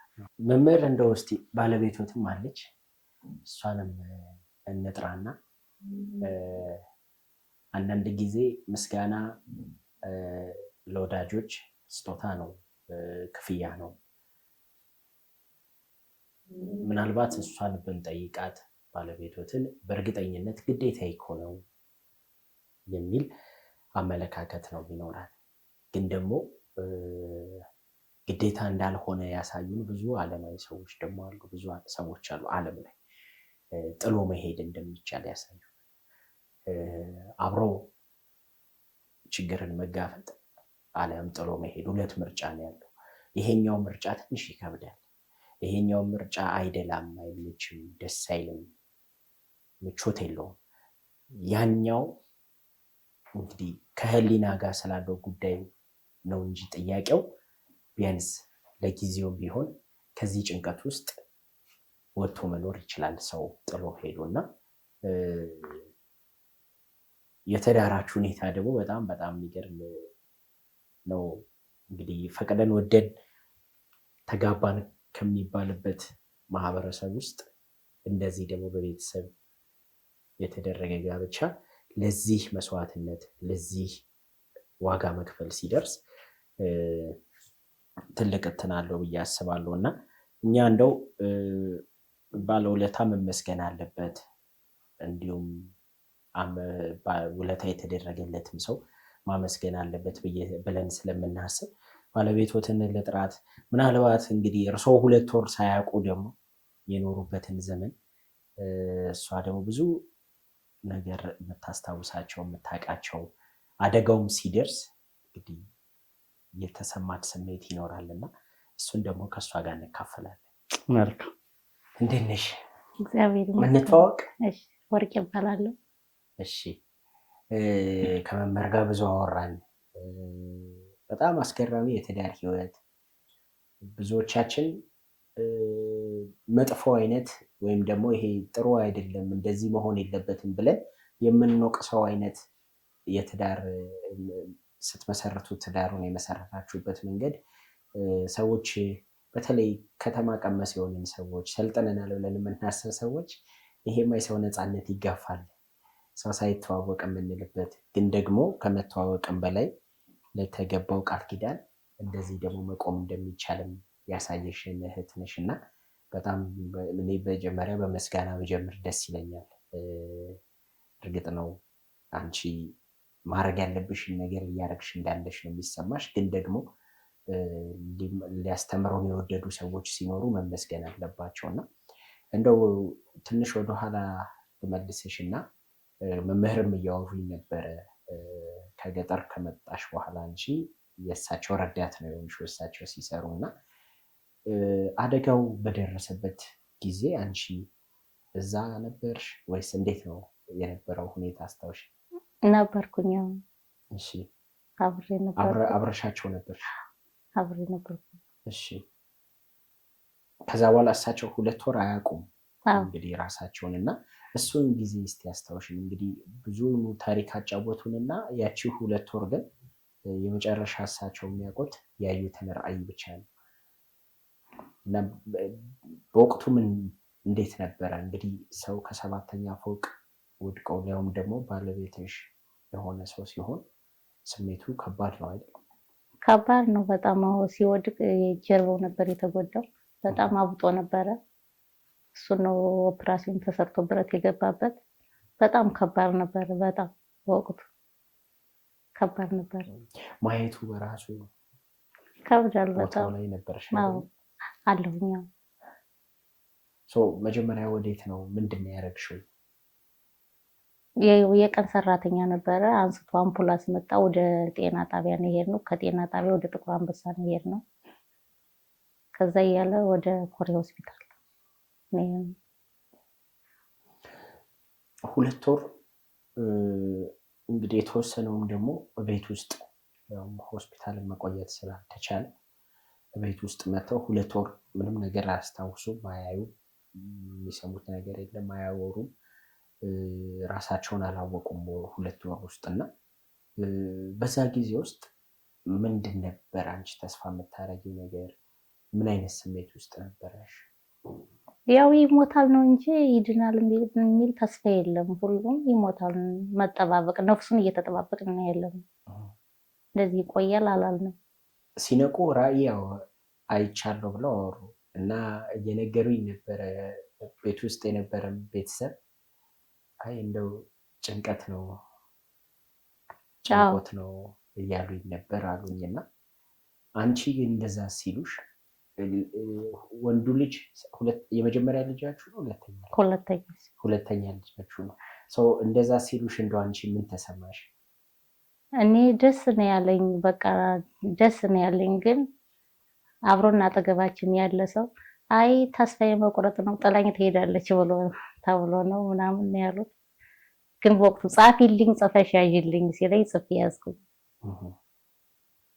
ጥሩ ነበር፣ እግዚአብሔር ይመስገን። ያለውም ተፈጽሟል። ተመስገን። እንግዲህ ከዛሬ ደርሰናል። ያው እሱ ህመሙን ቢኖረው የእሱ ህመም በጣም ከባድ ነው። ግን ምንም እንደው በጣም ከባድ ነው፣ ህመም አለው በጣም። እንግዲህ እሳቸው አሁን ስራ ላይ አይደሉም። እሳቸውን የሚንከባከብ ልጆችን የማሳደግ ቤት የመምራት ኃላፊነቶች እንዳሉ ሆነው ከዛ ገቢ ደግሞ ማምጣት አለ። ዛሬ ከስራ አስፈቀደሽ እንደመጣሽ እየሰማው ነበር። ምንድነው የምትሰሪው? በምንድነው የምትተዳደሩት? አሁን ተመላላሽ እሰራለሁ። አሁን ደግሞ ቤት ውስጥ ልብስ አጥባለሁ ብዬ ለጥፍ ያለው ውጭ ላይ ያለው እንደዛ ነው እንግዲህ። ስለዚህ ልብስ ማጠብ እና ተመላላሽ ሰዎች ጋር ትሰሪያለሽ። በዚህ አሁን አንቺ ብቻ በምታገኘው ገቢ ነው የምትተዳደሩት? አዎ፣ አንዳንድ ሰዎችም አሁን እየደገፉ ነው። እንደው ምን ማስተላለፍ ትፈልጊያለሽ? ከታማሚው እንደዚህ አይነት አደጋዎች ከታማሚው እኩል አስታማሚው ተመሳሳይ ነው። የታማሚው ጋር የሚለየው እና ከፍ የሚለው ፔኑን፣ ህመሙ፣ ስሜቱ አብሮ ስለሚያስተናግድ ነው እንጂ ጭንቀቱ፣ መከራው፣ ሀዘኑ ተመሳሳይ ነው ብዬ አስባለሁ። የምትጋሩት ነገር እና እንደው ምን እንዲሆን ትመኛለሽ? እውነት ነው። ጭንቀቱ እሱ ሲጨነቅ እንጨነቃለሁ፣ ግን እሱ ከያዘው በላይ እኔ አልሆንም። ምክንያቱም እሱ ነው ህመሙን የያዘው። እኔ ምን ሆኜ ጤነኛ ነኝ፣ እግዚአብሔር ይመስገን። ያው ጭንቀት አለ፣ ሲያለቅስ አብሮ ማልቀስ አለ፣ ግን እሱ የያዘው አለ አይደለም። እኔ ምንም አልሆንኩኝ፣ ተመስገን። እስቲ ምን እንዲሆን ትመኛለሽ? ምንድነው የምትመኘው? እንደው ነገን ስታስቢ ተስፋ የምታደርጊው ነገር? እኔ ይሄ ህመሙ ቀንሶለት ራሱ ወጥቶ ገብቶ ባይው ደስ ይለኛል። ቢያንስ ህመሙ ራሱ ቢተው እንደው የማይደክመው ህመሙ ምንም እኔ ራሱ እንደው አይደክመውም እንዴ ይሄ ህመም ምንድነው የምለው አንዳንዴ ግራ ይገባኛል። ህመሙን ራሱ እንደው የሚቀንስበት ምክንያት ቢገኝ ጥሩ ነበር እላለሁ። ወደ እርስዎ ተመለስን። እንግዲህ አንዳንድ ሰው ያው የተግባር ሰው ነው አይደል? ከንግግር ይልቅ ጸጋችን ይለያያልና ባለቤቶት እንደዛ ናት። እንደው ትንሽ ነገር ብታወራን ሀሳቧን በግልጽ ብለን ያመጣ ነው።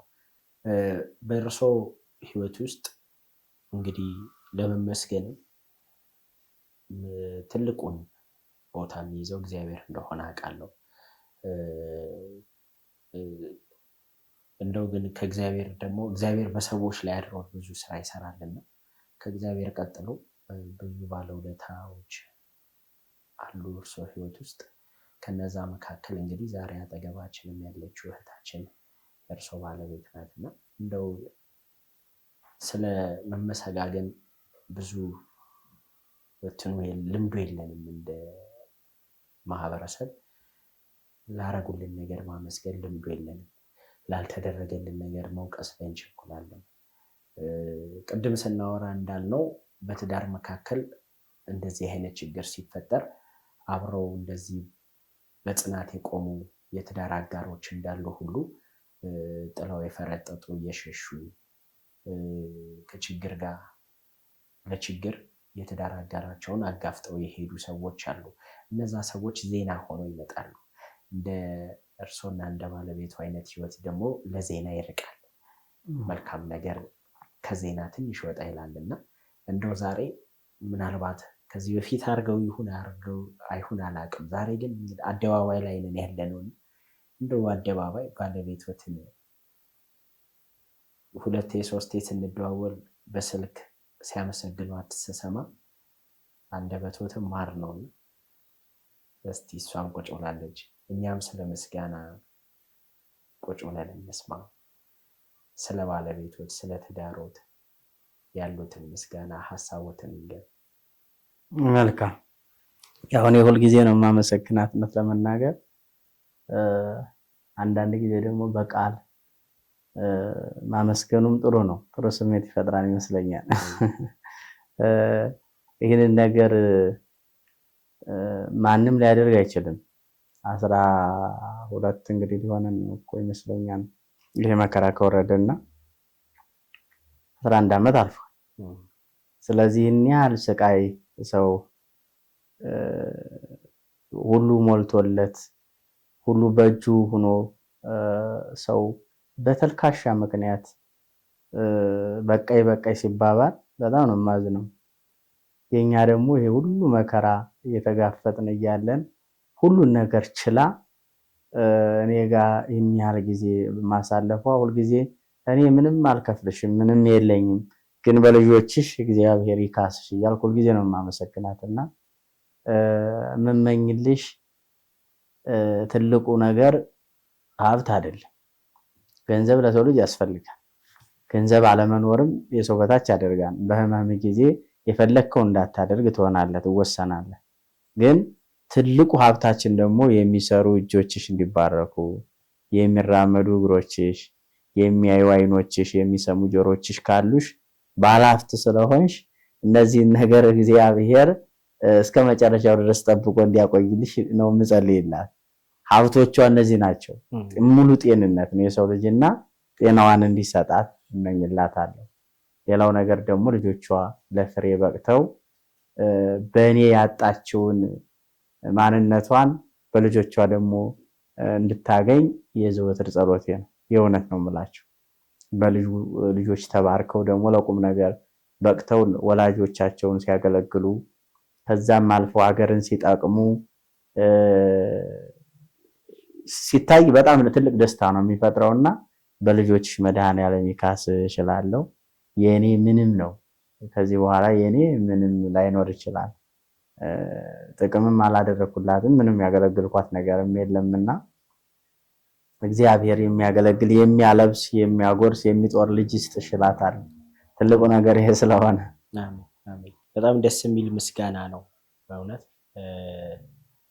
እንደው መምህር ይሄ ሁላ ነገር በእርሶ ህይወት ሲሆን ይሄ ሁላ ነገር ሲፈጸም ፈጣሪ በእኔ ላይ የሆነ ነገር እየሰራ ነው የሚል እምነት አሉት? አዎ በጣም የማምነው ምን መሰለህ፣ ይሄ ባይሆንማ 11 ዓመት ባልቆየውም ነበር። እግዚአብሔር በእኔ ምክንያት ከትዳራቸው ተለያይተው የነበሩ ሴቶች እንደው ብዙ ባለሀብት የነበሩ ሰዎች ማለት ነው፣ ገንዘብ የሚነዱት መኪና፣ የሚተኙበት አልጋ፣ የሚኖሩበት ቤት የተሰጡ ሴቶችን ባልና ሚስቶች ተለያይተው ለ3 ዓመት የኖሩ የኔን ታሪክ ሰምተው ግን የታረቁ አውቃለሁ። ልጆቻቸውን መልሰው ማሳደግ የጀመሩ አሉ። እንዲህ ለካ በችግርም በረሃብ ውስጥም ሆኖ ባለመልበስ ውስጥም ሆኖ እኔ መርጬ እየለበስኩ ቁም ሳጥኔ የቱን ልልበሰው የቱን ልጣለው እያልኩኝ 1 ሰዓት የሚፈጅብኝ ሴትዮ የትኛው ልብስ ያምርብኛል የትኛውን ወርቅ ላድርገው እያልኩኝ ከባለቤቴና ከልጆቼ ጋር ልጆቼንም በብቻ መከራቸውን የእናት ፍቅር ሳይኖራቸው እያደጉ ከዚህ በኋላ ባለቤቴን እግሩን ስሜ እኖራለሁ ብላ የታረቀች ሴት አውቃለሁ። ይሄ አንድ የትዳር እንግዲህ አንድ ምስክር ሆንኩ ማለት አዳንኩ ማለት አንድ ትውልድ ዳነ ማለት ነው። በሰላም የሚኖሩ አሉ፣ ከገቡ ከታረቁ በኋላ አንድ ወንድ ልጅ ወልደው የሚኖሩ አሉ። አየህ እኔ ምክንያት ሆንኩኝ ማለት ነው በመቆየቴና እኔን አይተው ብዙዎች ከተልካሻ ምክንያት ወጥተው ትዳራቸውን እንደሚመሩ አልጠራጠርም። እኛ የምንበላው ሳይኖረን የምንለብሰው ሳይኖረን የምናርፍበት ቦታ ሳይኖረን ይሄው 11 ዓመት አብረን ኖረናል ማለት ነው። ትዳራችን 14 ዓመት ቢሆንም የመከራውን ዘመን ነው እየጠቀስኩ ያለሁትና ሳይገድባል ቢኖር እንበላለን ባይኖር ዝም ብለን እናድራለን ማለት ነው። አየህ ያ ነገር ግን ሳይገድባት በቃ እግዚአብሔር ቀን አለው፣ እግዚአብሔር ይሄን ነገር ያሳልፈዋል በማለት በጽናት እስከዚህ ደርሰናል ማለት ነው። ይሄ ትልቅ ክብር ነውና እግዚአብሔር በእኔ ላይ አሁንም አንድ ዓላማ እንዳለው አምናለሁ። መከራው እንዳለው በዚህ ዓለም ስትኖሩ መከራው ይበዛባችኋል ተብለናል ነው። ስለዚህ የኔ አንዴ በጣም የማዝንበት መንገድ ወይ ሌሊት ህመመኝ ሌሊቱን ለአንተ ለህመሙ ልስጥ ቀኑን ተወኝ ወይ ቀኑን ሰተህ ሌሊቱን ደግሞ ህመመኝ ብዬ በኔ መብት ቢሆን ደስ ይለኛል። ለምን 12 ሰዓቱን ባርፍ 12 ሰዓት ብተኛ ደስ ይለኝ ነበርና ያ ነገር ባለመሆኑ አዝኜ እስከ መቃብር ድረስ ለመውረድ እንግዲህ መድረስ በጣም እሱ ያናድዳል። የእውነት እንደ ሰው ማለት ነው። እንግዲህ እግዚአብሔር ሁሉን ነገር ማድረግ ይችላል። እንግዲህ የሞተን አላዛርን 4 ቀን የሆነውን አላዛርን አላዛር ተብሎ በቃሉ ጠርቶ ያጸና አምላክ ነው። የደረቁ አጥንቶችን ከያለቱ ለቃቅሞ የህይወት እስትንፋስ የሚሰጠው አምላክ እኔ በህይወት ያለውትን ማዳን ያቅተዋል ብዬ አይደለም፣ አያቅተውም። ግን ዓላማ አለ። ለመሞትም ጊዜ ያለው ለመዳንም ጊዜ ያለው የኔ የረፍቴ ሰዓት የሱ ያላት ብቻ ስለሆነ በሰው ሰንድማ ቢሆን አይድንም ውሰጂና ቅበሪ ነው ያሏት ዶክተሮች። የእውነት ነው የምነግራችሁ። ይሄ የ2 ቀን የ3 ቀን እድሜ ነው ያለው። ስለዚህ ቤተሰብ ወስደሽ የክፍለ ሀገር ልጅ ትመስሊናለሽ ወስደሽ ቅበሪው ነው ያሏት። 11 ዓመት ኖርኩ አይደለም ልቤ 90% ጠቦ ትቦ ጠቦ ሊፈነዳ ነው ከዚህ በኋላ ዋጋ የለውም የተባለ ይሄው ቀዶ ጥገና ተደርጎ ኖርኩ አይደለም። ስለዚህ እግዚአብሔር ዓላማ አለው፣ ወደፊትም ዓላማ አለው ብዬ አስባለሁና ተስፋ አልቆርጥም። ተጽናንቼ በክርስቶስ እኖራለሁ ሁሉን በሚችለው አምላክና እስመ በተስፋው ሀደረ ሥጋዬ ይላል ነብያ እግዚአብሔር ቅዱስ ዳዊትና በተስፋ ሥጋዬ ያድራል ነው። ተስፋ ከሌለው የሰው ልጅ ሰውየው ቢኖር እንኳን የህይወት እስትንፋስ ቢኖረውም ሙቷል ማለት ይቻላል። እኛ ተስፋ ስንቆርጥ የዛን ጊዜ ሙተናል ማለት ነው፣ አለን እንጂ የለንም። ስለዚህ በተስፋ እንኖራለን ቅዱስ ዳዊት እንደተናገረው። አሁንም ቢሆን በእኔ ላይ እግዚአብሔር አንድ ዓላማ ይኖረዋል ብዬ አስባለሁ። የእውነት ነው የምላቸው። ከዚህ በኋላ ተነስቼ ሄዳለሁ ብዬ ሁሉ አስባለሁ። ተነስቼ እና እግዚአብሔርን በተስፋ ነው የምጠይቀው። እስካሁኑ ህንድ እስከመሄድ ድረስ በጣም እንዳልኳችሁ ጸሎቴ የመጨረሻው ማሳረጃው አድነኝ ሳይሆን ግደለኝ የሚል ነበረ። አሁን ግን ልጆችንም ሳያቸው ሳሳለሁ። የእውነት ነው የምልህና ከትምህርት ቤቱ ለው መጥተው አባዬ አባዬ ብለው ሲገቡ በጣም በቃ አሞኝ እንኳን ቢሆን ደስ ይለኛል፣ ውስጤ ደስታ ይፈጥርልኛል። እና በተስፋ ስንኖር የእነሱን ደግሞ መጎልበት በአቅም እያደጉ ሳይ ደግሞ በጣም ደስ ይለኛልና እግዚአብሔር ብርታቱን ጽናቱን ሰጥቶን ትዕግስቱን ሰጥቶን እዚህ ጋር ደርሰናል። ምንም አናመጣም። እኛ እኮ ደካማ ፍጥረት ነን። ባንታገስም ባንጽናናም ለራሳችን። እግዚአብሔር ግን ዓላማ አለው። አንድ ሰው ተነሳስቶ ራሱን ማጥፋት ሊፈልግ ይችላል። እንደዚህ አይነት መከራ ሲወርድበት በሆነ ነገር ራሱን ሊያጠፋ ይችላል። ያ ግን መፍትሄ አይሆንም። አንደኛ ስጋዊ ጉዳትም ነው፣ መንፈሳዊም ጉዳት ነው፣ የዘላለም ጉዳት ነው። ይቺ በሰው ዘንድ የምትታወቅ እድሜ ናት። እኔ አሁን እንግዲህ 37 አልፎኝ ወደ 38 ዓመት እድሜ እየገባ ነውና ብታስባ 70 ዓመት እንዲኖር ነው የሰው ልጅ የተፈቀደለት። በትዳራችን እንደው ለወጣቶች አንድ መልእክት ማስተላለፍ እፈልጋለሁ። የእውነት ስትገናኙ እስከ መጨረሻው ሞትም ቢሆን ህይወት፣ ረሃብም ቢሆን ችግር አብረን ተጋፍጠን እስከ መጨረሻው ልንጸና ብለው ነው ማሰብ ያለባችሁ እያስባለሁ። ለወጣቱ እንደው ዛሬ አግኝተናልና ዛሬ ጥሩ ስራ አለኝ፣ ዛሬ ጥሩ መኪና ነዳለሁ፣ ዛሬ ጥሩ ልብስ ለብሳለሁ፣ ዛሬ ውድ የሆኑ ሽቶዎችን እቀባለሁ፣ ግን ስናጣማ ደግሞ እንግዲህ እንለያያለን የሚለውን ይዘን መሆን የለበትም። ጉዟችን መሆን ያለበት ዛሬ አግኝተናን ዛሬ ጥሩ መኪና ነዳለሁ፣ ግን ነገ ደግሞ መኪናዬን ሽጬ ባለቤቴን ቢያመው ወይም ምን የብታመም ሽጠን በእግራችን እንሄዳለን ብለን ማሳመን አለበት። ዛሬ ጥሩ ምግብ እየተመገብን ነው፣ ነገሳ ባይኖር ነገ ደግሞ ዳቦ በልተን አብረን ትዳራችን ይቀጥላል የሚለውን በአይምሯችን ማስረጽ ያስፈልጋል። ካለዛ ዛሬ ጤነኛ ነው፣ መዝናኛ ቦታዎች፣ የተለያዩ ቦታዎች ባለቤቴ ጋር ተቃቅፈን እንሄዳለን። ታሞ አልጋ ላይ ቢውልስ አይ የዛ ሰዓትማ ትቼው እወጣለሁ፣ የዛ ሰዓትሳ ትቻት እወጣለሁ የሚለውን አስበን መግባት የለብንም። አንደኛ በስጋችንም የተሰነካከልን ነው የምንሆነው። የሚወደዱትም ልጆች እርጉማን ነው የሚሆኑት፣ ፈሪሃ እግዚአብሔር አይኖራቸው እንደዚያ ብለን ከገባ። ስለዚህ እግዚአብሔርን ታማኝ አድርገን በተስፋ ዛሬ ባገኝ ነገ አጣለሁ፣ ዛሬ ባጣ ነገ እናገኛለን ብለን ከገባንበት ትዳሩ የተባረከ ትዳር ይሆናል። በስጋም ለሰው ዘንድ የሚታይ በመንፈሳዊ ሕይወት ደግሞ በእግዚአብሔር የተባረከ ቤት ይሆናል ማለት ነው። የምንወልዳቸው ልጆች ደግሞ ጥሩ ሀገር ተረካቢ፣ ሰላም ያላቸው፣ ፍቅር ያላቸው፣ ዘረኝነት የሌለባቸው፣ እናትና አባቶቻቸውን የሚያገለግሉ አገርም የሚጠቅሙ ይሆናሉ። ለሀገር ሸክም የማይሆኑ ማለት ነው። ካለዛ ግን የተጉደፈደፈ ልብ ይዘን ወደ ትዳር ከገባን ይሄ ቢሆን እኮ ይሄ ይሆናል ካልን ይሄ ቢሆን ይሄ ይሆናል የሚለው በትዳር ውስጥ አይሰራምና ስናጣ እናቃለን። እኔ ምንም አላገኝም፣ አገኘችም አጣችም እሷ ናት እንግዲህ አስቤዛም ገዝታ መጣይ ምንም አለችም አይደለም እኔ ታምሜ ስለተኛው ማለት ነው። ግን እኔ ሁሉ ነገር ከኔ ላይ ጫናው ሆኖ እኔ ምን በወጣይ ብትል ያ የገባችው ቃል ኪዳን ገደል ገባ። እግዚአብሔርንም አታለል ነው የሚሆነው። ከእግዚአብሔርስ ማን ሊያመልጥ ይችላል? መኑዛ ያመስጥ ምዴ እያለ ከእጄ ማን ነው የሚያመልጠው እያለ እሷ ደግነቱ በጣም ጎበዝ ሴት ናትና አንዳንድ እንግዲህ እንደው አልጋ ባልጋ ላይ እዚህ ጋር ደርሰናል ማለት አይቻልም።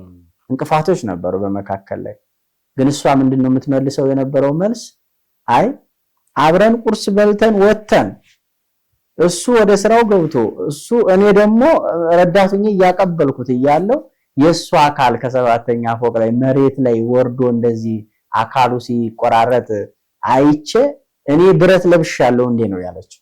እኔ እኮ ብረት አይደለም የለበስኩት እንደሱ ስጋ ነው የለበስኩት። የሱ ስጋ ደቀቀ፣ እኔ በሰላም ወደ ቤት ተመለስኩ። ነገስ እንደዚህ የማልሆንበት መንገድ ምን አለና የሚል መልስ ትመልስ ነበር። በመካከል ሰይጣን ዘሪ ዘራ ነበር። እንግዲህ ይበቃሻን የሚል እንግዲህ ትንፋስ ያሰማ ነበር ድምጽና በዛ ምክንያት ግን እሷ እንደ አፎሚያ ስታባረር ነበር። ሁሌም ጠብቃ ማለት ነው። በጣም ጥሩ አመለካከት ስለነበራት ሁሌም ቢሆን በትዳር ላይ መቻቻል ማስተዋል ያስፈልጋል። የእውነት ነው የምላቸው። አንዱ ሰዓት ሆኖ ሲመጣ ውሃ ሁና ካልጠበቀች ሚስትየዋ ሰዓት ሆና ስትገባ ወንድየው እንደው ገለባ ወይም ግፋፉ የሚያቀብል ሰዓቱን የሚያቀጣጥል ሳይሆን ውሃ ሆኖ ያን ሰዓት መርጨት ነው ያለበት በውሃውና እንደዛ ሲሆን ትዳሩ የሰመረ ይሆናል፣ የተገነባ ይሆናል፣ በጥሩ አለት ላይ የተገነባ ህንጻ ይሆናልና ካለዛ ባሸዋ ላይ የተገነባ ህንጻ ሆኖ ነፋስ ሲመጣ ገልብጦ ይጥለዋል ማለት ነው። ምክንያቱም መሰረት አልነበረውም፣ ስራ አልነበረውም። ስለዚህ ወጣቶች ስትገቡበት አስባችሁ መከራው እንደሚመጣ እንደው አልጋ ባልጋ የሚሆን ትዳር በፍጹም የለም፣ ውሸት ነው። እንደው ትዳሬ እኮ አልጋ ባልጋ ነው በዚህ ቀን ጀመር ነው እንዲህ ብለን ሀብታሞች ሆን ምናምን የሚለው አይሰራም። አንድ ቀን ይገለባበጣል። የዛ ሰዓት ግን በትዳራችን የሚመጣውን ነገር አስበን መሰረቱን አርቀን ጉድጓዱ ከተማሰ መሰረቱ በጥልቁ ከተጣለ ነፋስ ቢመጣ ውጅቢ ቢመጣ አይጥለው ቢታጣም ይኖራል ማለት ነው። እንደኛ ይኸው የኖርና አይደለ በቃ እኔ አሁን በሽተኛ ነኝ፣ ብዙ ነገር ያስፈልገኛል። የሚገርም አይምሮ አውቆ ቤት የሌለው ምግብ ያምረኛል ማለት ነው። እንደ ነፍሰ ጡሮች የእውነቴን እኮ ነው እና ቤት የሌለው ሊገኝ የማይችለው ምግብ እኮ ነው። በዛ ሰዓት የሚቀርበው ነገር ሸተኛ ነው። አውቆ ቢኖር እበላለሁ፣ ባይኖር ደግሞ እተኛለሁ ማለት ነው። እተወዋለሁ፣ በቃ አላሰኘኝም ብዬ እተወዋለሁ። በዚህ ሰዓት ይሄ ይምጣ ብልም አልችልም፣ መረበሽ ነው የሚሆነው። አክዬ እሷን ደግሞ ሌላ ውስጥ መክተት ነው። ስለዚህ ማግኘት እንዳለ ማጣት አለ፣ ማጣት እንዳለ ማግኘት አለ። በጤና እክልም የሰው ልጅ ጤነኛ ይሆናል፣ ደግሞ ጉዳት ይደርሳል። እንግዲህ እኛ የትናንቱን ነው፣ ከዚህ በኋላ ያለውን ሰዓት አናውቅም። ምን እንደሚፈጠር ምን እናውቃለን?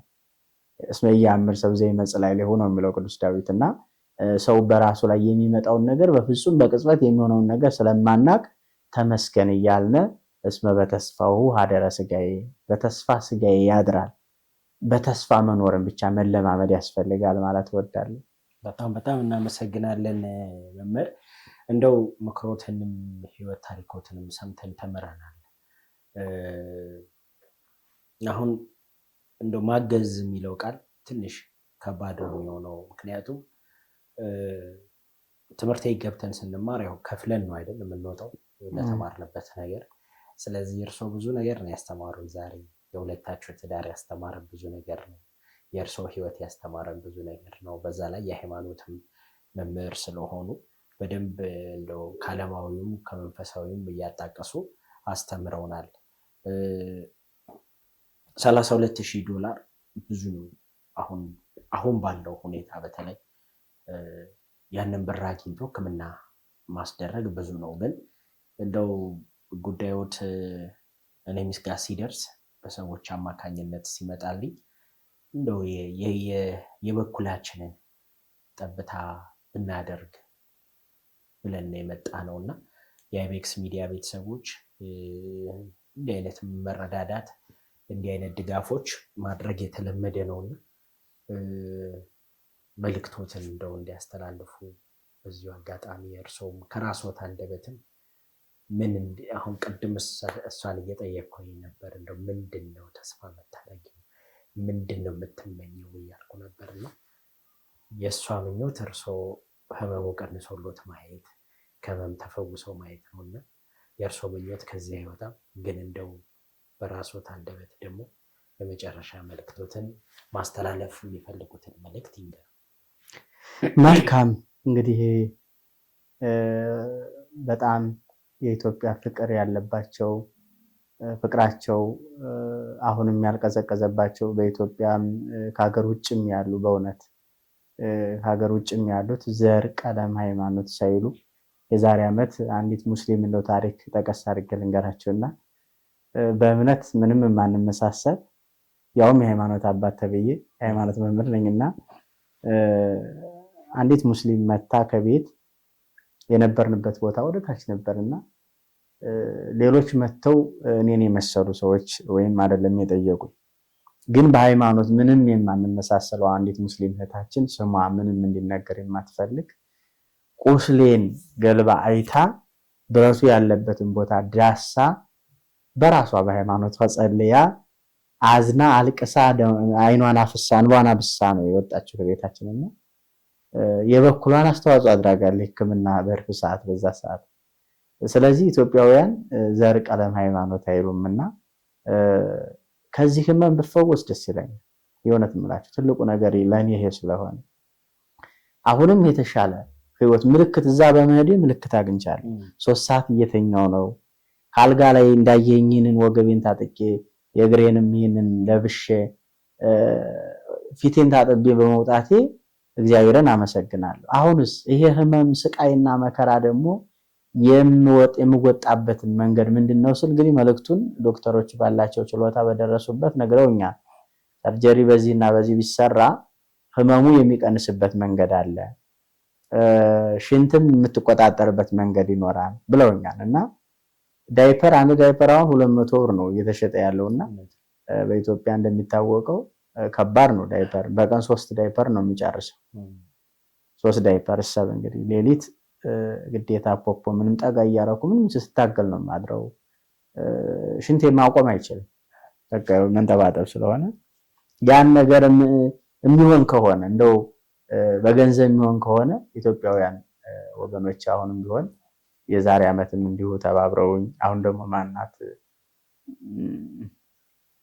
እይታ ሚዲያ ራሄል የምትባል እህታችን እንዲሁ ማንም እኔ ያልደወልኩላትም ሰዎች ነግረዋት ደውላ መታ የኛን ችግር በማየት የኛን መከራ በማየት ለቤተሰቦቿ በማስተላለፍ የዳይፐር ችግር ለጊዜውም ቢሆን ለ3 ወር ለ4 ወር የሚሆን ዳይፐር ሰው ደግፎኝ እሱን እየተጠቀምኩ ነው የምገኘው። ያ አሁን ነገ ያልቃል የታወቀ ነው። ምን በቀን 3 ስትጠቀምበት ሰው ያው ምን ሌሊት አልጠቀምም በቃ እንደምንም ይያው በፖፕም በምንም ስል ነው ማለት ያንን ችግር ለጊዜውም ቢሆን ተቃሎልኛልና ሕክምናው ተካሂዶልኝ ለአንዴና ለመጨረሻ ጊዜ እፎይ ብዬ እንቅልፍ ባይ ከዚህ ስቃይና መከራ በወጣ እፈልጋለሁ። የእውነት በሰው ዘንድ የሚሆን ከሆነ ማለት ነው። ዋናው መድኃኒዓለም ሲጨመርበት ነው ነገሮች የሚከናወኑትና ይህንን አይነት ድጋፍ እፈልጋለሁ። ካለዛ ሰው ጤና ከሆነ እኮ ስራ መስራት ይፈልጋል። የሰውን እጅ የሚጠብቅ ሰው ማንም አይፈልግም። የሰው ፊት እሳት ነው። የእውነት ነው የምላችሁ። ሰውን እንዲህ አድርግልኝ ብለህ መጠየቅ በጣም ከባድ ነው። ግን ሰው ጤነኛ ከሆነ እኔ ለምሳሌ በወንቸር በክራንች ወጥቼ ወጣ ወረድ ብዬ የምገባ ከሆነ ቁጭ ብዬ ሊስትሮም እኮ መስራት የምችል ነኝ። እኔ መምህር ነኝና ብዬ ራሴን አጣጥፌ በዛ ሰዓትም ቁጭ አላልኩ። ቁጭ ብልማ አልወድቅም ነበር፣ እዛ መከራም አልደርስም ነበር። የኔ አይነት ዕውቀት የተማሩ ወንድሞች እኮ ስራ ላይ ሰሩ ይችላሉ። እንደምንም ብለው ይሆን ወይም ስንፍናን ተለማምደው ቢሆን ቁጭ ይላሉ እንጂ አርማታ ወተር ይሸከማሉ ብዬ አላስብም በብዛት። ስለዚህ እኔን መሰል በእርግጥ ብዙ ድንጋይ የሚፈልጡ ወንድሞች አሉ። የተማሩ የቅኔ መምህር፣ የድጓ መምህሮች ቤተክርስቲያን አልቀበላቸው ብላ በመከራ የሚኖሩ ወንድሞች እንዳሉ አውቃለሁ። በጣም እኔ ራሴን ብቻ ገንጥሌ ማውጣት ሳይሆን ብዙዎች አሉ። ስለዚህ ይህንን የእናንተን አይቤክስ ሚዲያን የሚመለከቱ ቤተሰቦቻችን፣ ወንድሞቻችን፣ እህቶቻችን የኔ ሕክምና የሚፈታበት መንገድ ቢኖር ብትተባበሩ ደስ ይለኛል። እግዚአብሔር ያክብርልኝ እናንተንም በእውነት በጣም እናመሰግናለን መምህር። እንደው ከሃይማኖት ጋር በተያያዘ ምናልባት በቀደም ትላንት ነው ስደውል ክላስ እየሰጠው ነበር እያስተማርኩ ነበር ኦንላይን አሉኝ። እንደው ማወቅ የሚቻል ከሆነ አሁን እያስተማሩ ነው ያሉት? እያገለገሉ ነው ያሉት? ትክክል። ኦንላይን አንዳንድ እህቶች እንዳልኳችሁ በእይታ ሚዲያ ያዩኝ የተመለከቱ ቤተሰቦች ልጆቻቸውን እንዳስተምር የፈለጉ ነበር። ብዙዎች ጠይቀውኝ ነበር እና ብዙዎች ግን ያው ወደኋላ መልሰው አልተሳካም። እንግዲህ በትምህርት ምክንያት ይሆናል ኢትዮጵያ ሳይሆን ውጭ ያሉ ናቸው እና ግን አንድ ሁለት ቤተሰቦች ልጆቻቸውን አስተምርላቸዋል። ይሄም ትልቅ ነገር ነው። አሁን የእናንተን ሚዲያ ተመልክተው ብዙ ትውልደ ኢትዮጵያውያን ግን በውጭ ዓለም ያሉ ልጆቻቸው እኔን ቢጠቀሙባቸው በጣም ትልቅ ነገር ነው። አንደኛ በስጋዬም በነፍስም በረከት የማገኝበት ስለሆነ እኛ በነፃ ያገኘነውን በነፃ ልንሰጥ ነበር የታዘዝነው።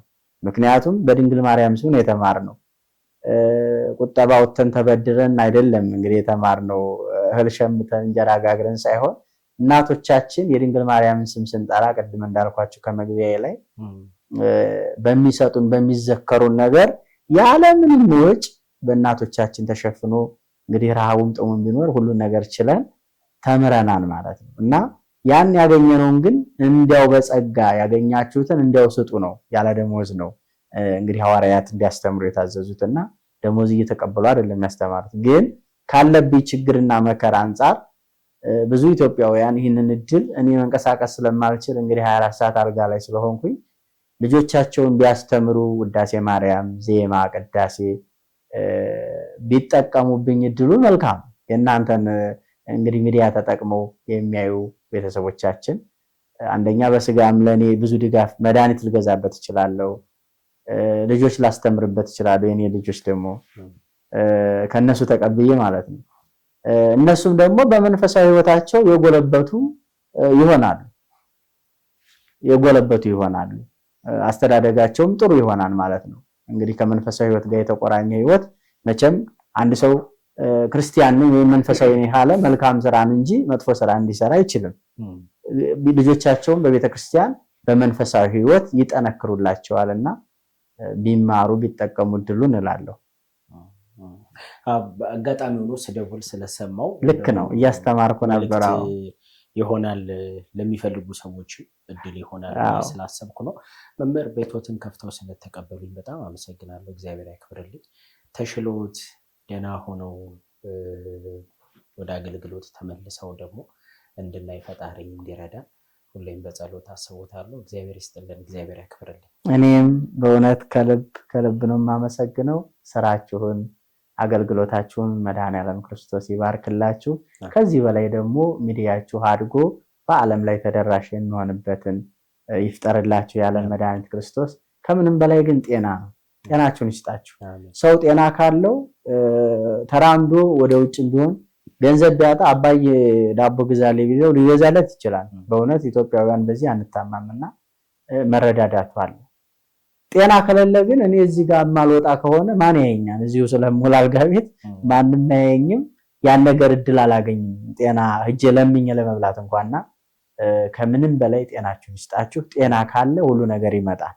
ሁሉ ነገር መቀየር መለወጥ አለ። የሰው ልጅ ከሰራ ጤና ሰጥቶት የማይቀየርበት መንገድ የለም። ራሱን አሸንፎ ሰው ባይረዳ ለራሱ ይሆናል ማለት ነውና እግዚአብሔር ያክብርልኝ፣ እድሜና ጤና ይስጣችሁ፣ ተርፎ ከሚቀረው እድሜ ያውስልኝ እላለሁ። እግዚአብሔር ይስጥልኝ። በጣም እናመሰግናለን። ክቡራትና ክቡራን ዛሬ የተገኘነው ከፍቅር ቤት ውስጥ ነው።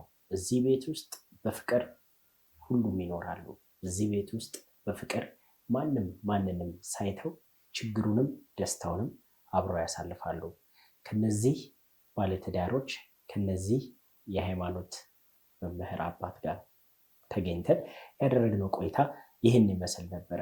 በነገራችን ላይ የድርሻችንን ለመወጣት አክል አለን የምትሉት ነገር ካለ ደገፍ ማድረግ እንፈልጋለን፣ ማገዝ እንፈልጋለን ካላችሁ እዚህ ስክሪን ላይ የሚታዩት የስልክ ቁጥርና የባንክ አካውንት አለ።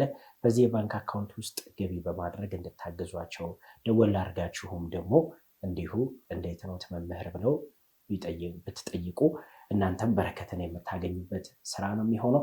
አብሮነታችሁን ከኛ ጋር ስላደረጋችሁ እጅግ አድርገን የምናመሰግነው። በያላችሁበት ትልቅ የህይወት ትምህርት ያገኘንበትን ፕሮግራም እንደተካፈላችሁን ተስፋ እናደርጋለን። ሚልኪያስ ጌታቸው ፕሮግራሙን ወደ እናንተ አደረስኩኝ። አይቤክስ ሚዲያን ሰብስክራይብ አድርጉ። ለሚዲያ የሚሆን ሰዎችን የሚያንጽ የሚያስተምር ታሪክ አለን ልናወራ እንፈልጋለን ካላችሁ በእነዚህ ስልክ ቁጥሮች ታገኙኛላችሁ። ደወል አድርጋችሁ ከኔ ጋርም ከዝግጅት ክፍል ባልደረቦቼ ጋርም መገናኘት ትችላላችሁ። አብራችሁም ስለነበራችሁ ክብረት ይስጥልን። በያላችሁበት የዓለም ጫፍ ለሰው ልጆች ሁሉ ሰላማችሁ ይብዛ።